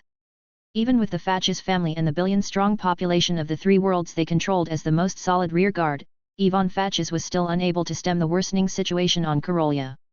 Gu Heng didn't think he could do any better. The disparity in size was too great. Chapter 577. In Gu Heng's eyes, Karolia III was now a world filled with despair. Asking him to become the governor of Karolia? That was tantamount to him jumping into this cesspit unarmed, to cleanse it completely. The difficulty was too great. For him, Karolia had only one function at this stage, to draw in population. In the past year, the alliance had scooped up more than 8 million people from there and relocated them to Rage Owl Star. This was achieved through support bills, swapped with arms production and military aid. The alliance had paid a lot for this, but of course, compared to the gains in population, it was definitely a huge profit. The population sucked in from Karolia had already boosted Rage Owl Star's total numbers to over 65 million. As long as he could keep pulling in population, Gu Heng had no intention of touching anything else for the time being. Even Hajian Star, with a population of 400 million, was nearly indigestible, let alone Karolia with its 40 billion inhabitants. Gu Heng simply lacked the capability to transform that enormously populated planet into the form he desired. Moreover, were the substantial interests of Karolia III that easy to seize? It had cost Fatches a lot of effort to secure the gubernatorial position. If Gu Heng were to take it, it would be tantamount to declaring war outright. Lois said there was also the need to gain the support of the political faction known as the parliamentary faction, represented by Martinelli and Paydesi, but the key was how could that be achieved? This so-called parliamentary faction refers to a political faction within the Dragonhawk star domain. Its core mainly lies in the star domain government, and its ideology is to strive for the leadership of various star sectors, to buttress the center of the party supporting the star domain government. The former leader Paydesi was a product of this plan. After Paydesi's death, the parliamentary faction quickly selected another Ivan Martinelli to continue holding the helm of the vital Tianma star sector. But just securing the leadership position was only the first step. Why did Paydesi have the final say in the Tianma star sector in the past? Because the governors of Karolia and Flying Wing Star were his people. In plain terms, whether a star sector's leader can be influential depends entirely on the support of the governors behind him. A leader without support is nothing but a figurehead. The reason Martinelli's words didn't carry weight was because the 3 planets under Fatches didn't listen to him, and neither did Karolia. Therefore, the core goal of the parliamentary faction was always to overthrow Ivan Fatches and retake Karolia. Could Gu Heng be a dog for the parliamentary faction? Obviously not. If he truly exhausted a Herculean effort to stabilize the situation in Karolia, it would be for his own alliance, not to become the parliamentary faction's enforcer. There was a fundamental conflict here. Gu Heng wanted to make Karolia entirely his own, which meant he would have to stand in opposition to both sides currently embroiled in heated conflict over Karolia. It was simply unmanageable. After these thoughts circulated in his mind several times, Gu Heng pretty much gave up on this idea. Of course, Gu Heng didn't outright reject it either. He asked with a smile, so if Karolia really joined the alliance, could it be militarized into a battle zone? I've already told you, that's unrealistic. I am well aware of Karolia's situation as my troops have been struggling there. It's truly become a mess, and with an imperial tax of 8 billion tax currency to be paid every 2 years, Karolia can't hold out. Isn't that exactly the need for a hero to descend and save the world? You've already saved Rage Owl Star and are still saving Hajian Star, why not add Karolia to the list? I'm far from reaching the level of a hero, Gu Heng refused the flattery. The situation in Karolia is completely different from that of Rage Owl Star and Hajian Star. Unless the star domain government fully supports me, militarizes Karolia into a battle zone, and gives me their full support to act freely for a few years, then there's no way to solve the issues there. When it came to the extent of support, Lois fell silent. If that much support could be given, why would they need him? Give that support to Ivan Fatches, who has his own family dynasty as a backbone, wouldn't he be able to solve the issues? Gu Heng saw through Lois's thoughts. He believed Ivan Fatches lacked the ability. But he just smiled and didn't argue over the matter anymore. After a moment of thought, Gu Heng decided to speak some honest truths from his heart. Ms. Lois, in my opinion, within the scope of the star domain there are many bleeding wounds, large and small, that's true. But problems need to be solved one by one, from the smallest to the largest, from the key to the periphery. Karolia is just such a place, relatively small, yet critical enough. It's better to muster the resolve to address this wound first, rather than dragging it out for the sake of the so-called bigger picture, allowing the wound to fester. Dragging it out, as the problems in Karolia continue to worsen, would deal the greatest harm to the overall situation. The Star Domain government knows this too, Lois said simply, not elaborating further. Thereby, Gu Heng also understood. They were just humoring him, not really taking his suggestions seriously. He tacitly did not say anything more. Lois roughly understood Gu Heng's thoughts as well, realizing he had little interest in taking over Karolia 3, and couldn't help feeling somewhat listless. However, there was no particular disappointment. This matter, after all, was only a whim she had after seeing the changes in Hagian Star and Rage Owl Star, not a resolution from the Star Domain government. Chapter 578. If Gu Heng agreed, she might put in some effort and push for it, but if he didn't, then so be it. Realistically thinking, if the Fatches family couldn't solve the issue, how could Gu Heng, with his shallow foundations, definitely resolve it? Lois didn't continue to dwell on this and instead reminded him about another matter. Although you are not very keen on becoming the governor of Karolia, you still have to take on some responsibility there. After all, you have another identity, as the commander of a Star Realm Army Corps. Your Rage Bear Legion must expand its forces by at least 3 to 5 times in the coming years. Seeing Gu Heng looking like he wanted to speak, Lois waved her hand to interrupt. Don't be in a rush to refuse, in fact, there's no room for rejection. This is an initiative started within the Star Realm Army system, and the Military Affairs Department has approved the corresponding need. No one is making trouble for you, it's purely because your troops performed very well on Karolia 3, and the commanders of the Dragonhawk Legion hope to increase the size of your legion. The governor of Karolia has also applied for an increase in the size of your troops. Gu Heng scratched his head, considering what he heard, there really seemed to be no room to refuse. He said, the augmentation of troops, equipment and logistical supplies. Lois immediately replied, don't worry, everything will follow the normal Star Realm Army procedures. Gu Heng truly felt reassured. He smiled and asked, how much longer will you be staying in the Tianma Star sector? Probably another 6 or 7 days. Then you should make it. I hope to invite you to my engagement ceremony. Engagement ceremony? Lois said with some surprise, I have heard rumors before, but I didn't expect it to be true. Congratulations to you and Major General Yeliziah. Thank you, Gu Heng responded with a smile. For Gu Heng, expanding the Rage Bear Legion was not out of the question, after all, it was his troop and entirely under his control. But freeloading was not an option. Even if it wasn't freeloading, Gu Heng was reluctant to transfer more Alliance Army troops to the Rage Bear Legion, even with payment. The core issue was that for a significant time to come, the Alliance's primary work would be assimilating the immigrant populations of Hagian Star and Rage Owl Star, hoping to boost production and construction through the explosive increase in population. Gu Heng didn't have enough manpower to pour tens of thousands into the construction of the Rage Bear Legion. However, if it were a standard Star Realm Army construction procedure, there wouldn't be an issue. After the agreement about the Rage Bear Legion's expansion, Lois left. She was a very busy person, and taking the time to meet with Gu Heng was already a great honor and treatment. However, after she left, she still had some of her team stay behind. On one hand, the tax transfer work between the two planets continued, and on the other, there was the matter of the Rage Bear Legion's expansion. The two leaders had already discussed and agreed upon the general intent, but to formally accomplish things, it was still up to the subordinates to negotiate the details and push forward the actual implementation, right? Among those she brought was someone from the Military Affairs Department. The tasks of the Military Affairs Department included the formation and logistics of the Star Realm Army and the Imperial Navy. Although it did not have battlefield command authority or the responsibility to mobilize troops or issue military tasks, logistics and the creation of new armies were extremely important responsibilities. The person negotiating with the Military Affairs Department wasn't Gu Heng himself, but rather the Logistics Department of the Rage Bear Legion. Oh, actually, the Rage Bear Legion didn't have any logistics department, it was just the Logistics Bureau of the Alliance Military and Political Department with a new signboard. As discussed by the two leaders, the Rage Bear Legion was to expand its forces to over 500,000 members. Currently, the Rage Bear Legion's full strength was only 180,000. Between them, there was a gap of over 300,000 people. According to the Rage Bear Legion's founding mechanism, the newly expanded 300,000 were ultimately allocated according to the Alliance's military organization, adding 30 new division brigades.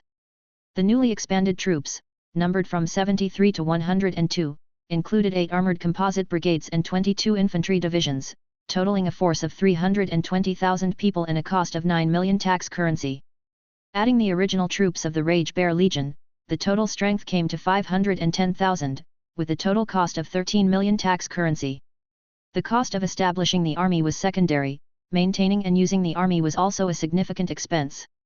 To maintain a moderate level of combat, one would have to spend roughly the same amount as the cost of establishing the army each year, and if the combat intensity was higher, the cost would be even higher.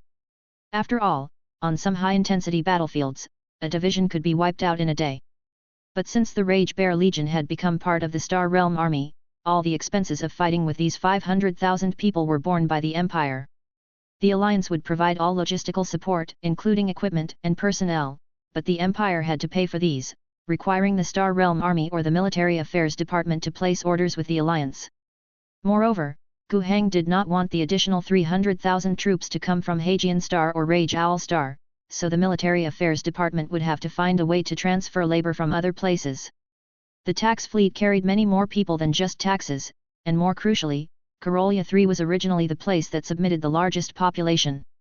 However, Karolia couldn't come up with 300,000 qualified soldiers. If they had that many soldiers, they would have been sent to war already.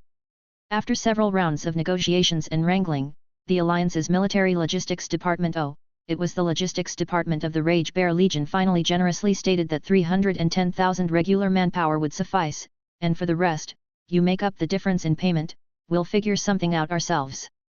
This difference amounted to 1.5 million tax currency. In reality, the training of these soldiers and political commissars is estimated to cost Gu Heng 4,000 points of grace. In plain terms, Gu Heng was essentially exchanging 4,000 points of grace for 1.5 million tax currency. This deal was actually one he wasn't too keen on making, but he had no choice.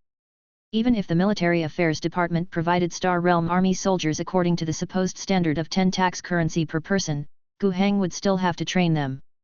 Although, by all accounts, 10 tax currency per person should correspond to the standard Star Realm Army soldier, theoretically having already reached the level of a T5 grade soldier, which wouldn't require training. However, everyone knew the reality of the situation. If you actually received those soldiers, it would be quite good if a third of them could reach the T5 grade, and the rest were basically for show. Since they all needed to be completely retrained anyway, it was better to just start with ordinary people, as long as they were physically healthy. The soldier tag training system would naturally elevate the quality of the soldiers to the appropriate level, and save 1.5 million tax currency. Of course, this wasn't according to regulation. But regulations are determined by people. Bureaucrats in the Military Affairs Department have only ever been scolded daily for providing soldiers of insufficient quality, and this was the first time they encountered someone who wanted lower quality soldiers. Wasn't this giving them a chance to manipulate the situation to their advantage? Finding such an opportunity had been quite difficult before, but now this was too easy to exploit. Of course, the bulk of the benefit had to go to the Alliance, but getting a share of the profit was quite good too. Subordinates were discussing the specific details of the military expansion, and naturally, Gu Heng didn't need to get overly involved, he only needed to review the final report to ensure that everything was more or less within expectations. In fact, not long after, he was also going to leave his territory and make a trip to Flying Wing Star.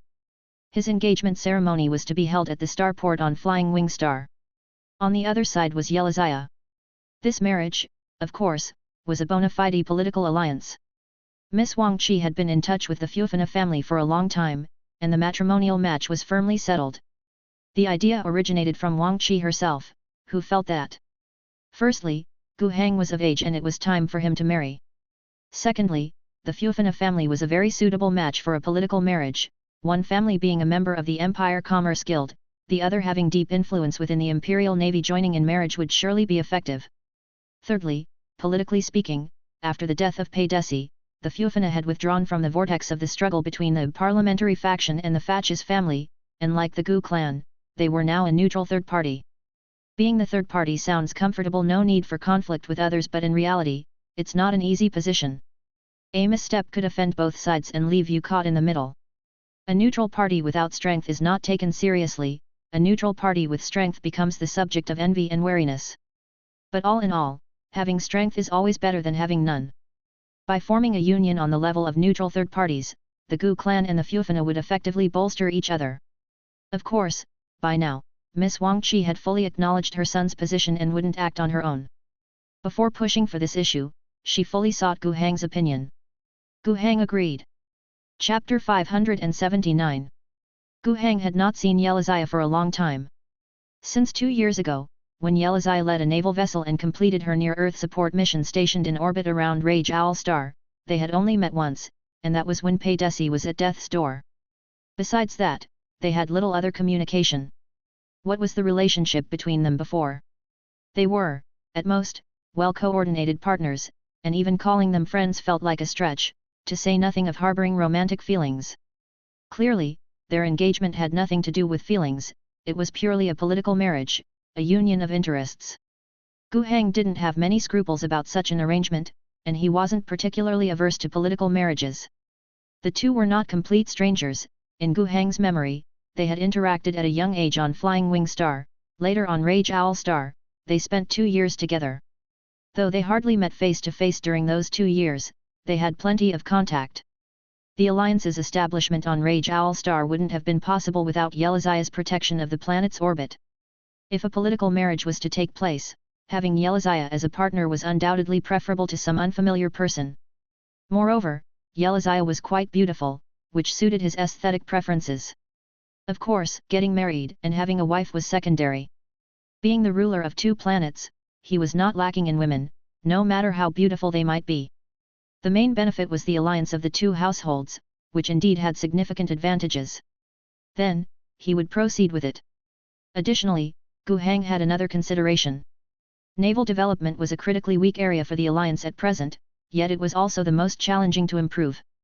At this point, all technologies related to the Navy and interstellar travel were advanced items in the system's technology tree panel. So far, Gu Hang had only managed to acquire the Star Harbor Technology Blueprint and Traveler. Other technologies, like compact energy technologies and anti-gravity engines, although essential for interstellar travel, did not count as core technologies. Obtaining these technologies would require a substantial cost, necessitating draws from higher-level prize pools. Furthermore, even if they were acquired, the related construction work would be hugely expensive and time-consuming. The saying 10 years for a land army, 100 years for a navy was not an exaggeration. The alliance needed to establish its navy, especially a powerful one that could truly be effective. There were many gaps to fill and a lengthy period to transcend. Naturally, this was a step the alliance had to take toward the Star Sea, no matter how difficult the path. They still had to tread it. But if a shortcut appeared before completing the journey, why not take it?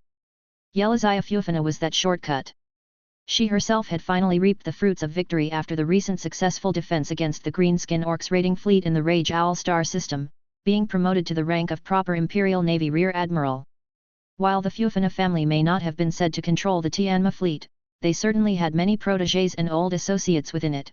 At the higher levels of the Imperial Navy headquarters, they also had their network of connections. Having married Yelizaya, Gu Hang could also call upon these connections.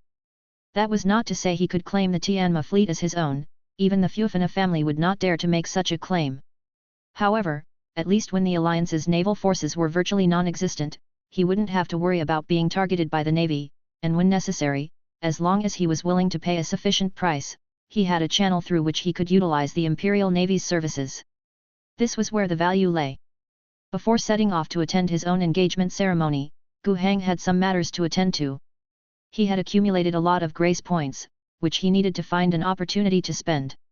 This substantial sum of grace points had a relatively complex composition.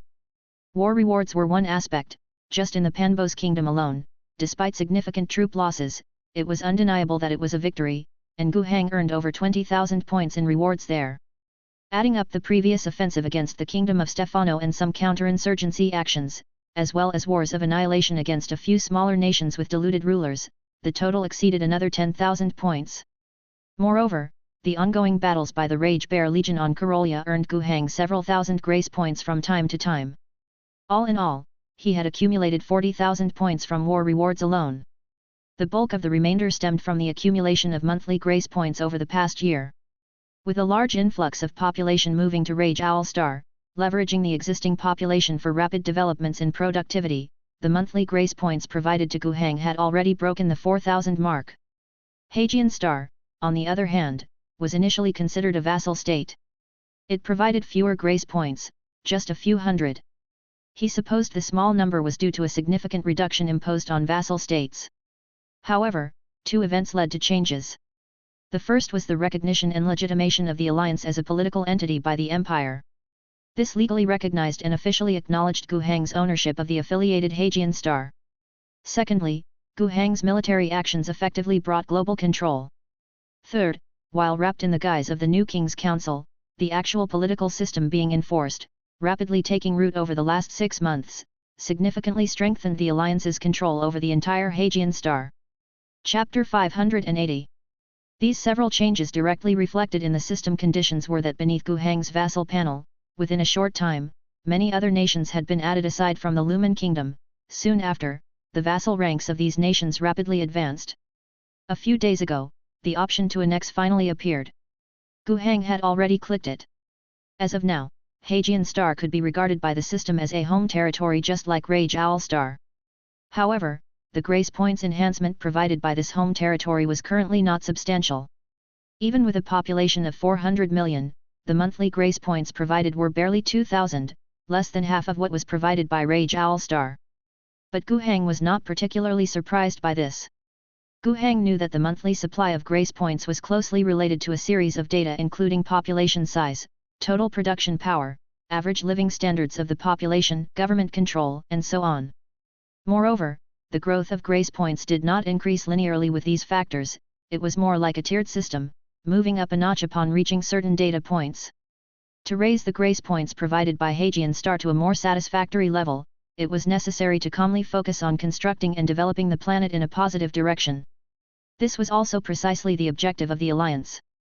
The grace points accumulated from Rage Owl Star had nearly reached 50,000 this year. As Hajian Star had just become a home territory, the points provided as a vassal were not significant, adding up to less than 10,000 over the past year.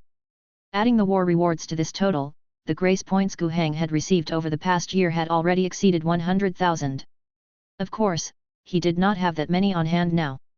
After all, Guhang could not have possibly spent a year without utilizing any grace points. The main expenditures were focused on personnel. Guhang had been consistently activating talents through the hero interface, and even included some native people from Hajian Star. If he found them reliably trustworthy, he would transform them into talents.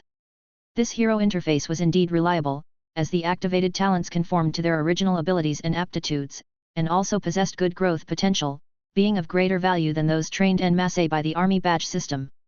Besides, whether it was the activated talents or those stepping into important positions on both planets, their loyalty still needed assurance. The Loyal Air Academy continued to play a significant role in this matter. Before assuming their positions, these individuals would have to pass through the wind-extinguishing Zongxi Academy. It was easy to manage the people from Rage Owl Star, but for those from Hajian Star, they had to travel to Revival City for advanced studies. Periodically, Guhang would spend some grace points at the Academy's advanced classes to convert these individuals into political officers directly.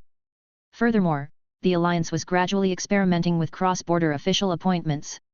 For instance, promoting officials from Rage Owl Star to work on Hajian Star or vice versa, with the former case being more common. The alliance's few passenger vessels were almost constantly traveling back and forth between the two planets, primarily transporting various government officials and official documents. This was normal, after all, since the passenger vessels had a limited cargo capacity, and could only be used for such tasks. Apart from personnel, another area was military reinforcement. Whether on Hajian Star or Karolia, the alliance was engaged in battle. Inevitable losses in troop numbers ensued. Currently, the largest source of troops for the alliance army was still Rage Owl Star. The training camps consistently maintained a size of several 100,000 people, requiring Guhang to expend thousands of grace points to complete their training. When the front lines suffered reductions in personnel, new troops, along with a series of goods such as weapons, equipment, and ammunition, were sent to the front, replenishing the respective frontline units.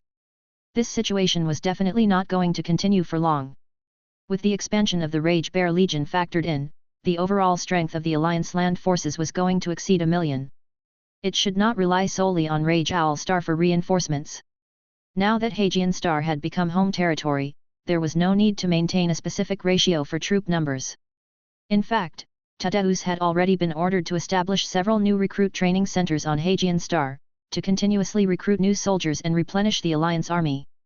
Meanwhile, there will also be a special training center for new recruits established on Karolia, dedicated to replenishing the losses of the Rage Bear Legion. However, the reason this training center is called special is that the Rage Bear Legion doesn't have the authority to directly conscript soldiers from Karolia. Even if they did, the system wouldn't recognize it, and Gu Heng wouldn't be able to train them. They could only pass through the logistic replenishment channel of the Star Realm Army.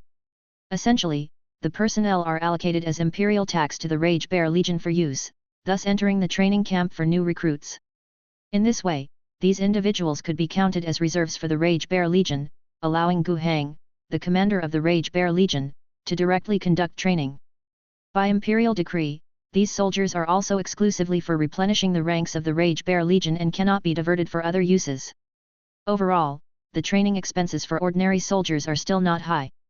One grace point can train 100 T5 level soldiers. Maintaining a training camp of over 200,000 in multiple new recruit training bases on 3 planets, to ensure the ability to replenish the front lines at any time, would cost less than a few thousand grace points, which isn't much pressure. What really counts as a big expense is the construction of the Phoenix Battle Group. In the Great Battle of Hagian Star, the interstellar warriors of Phoenix played a major role in the destruction of all 12 Night Titans. The losses on the Alliance side, in addition to thousands of armored vehicles, nearly 500 tanks, and more than 40 Wind Falcons, Phoenix also lost a total of 6 warriors.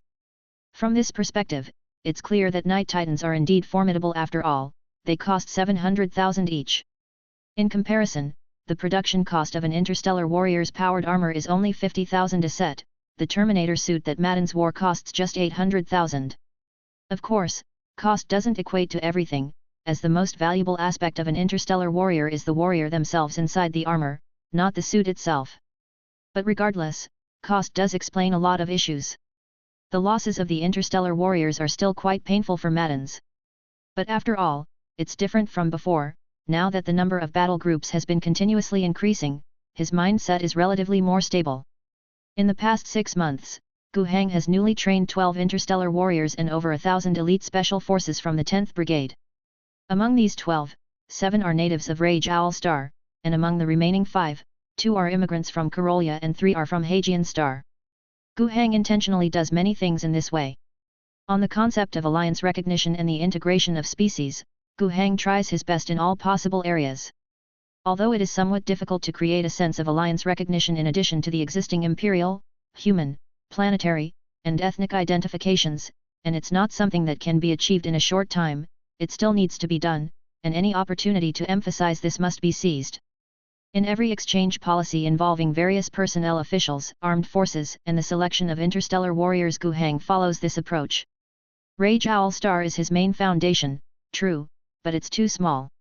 It's not feasible to always rely on its population of 45 million to navigate the Star Sea in the future. Expanding the base is essential, and Hagian Star is the first step. For these personnel-related grace points, the total consumption for Gu Heng is just over 20,000. Besides personnel, he's also spent some points on the construction interface in the past 6 months. Mostly on factory construction. He piled up over 20 civilian/military factories in the 3 industrial centers on Hagian Star. He also piled up 10 on Rage Owl Star. This is an additional consumption of over 3,000 grace points. But all in all, it's not much. He still has over 70,000 points left. He plans to keep around 20,000 for emergencies, and with the remaining 50,000, he intends to spend them all on technology draws.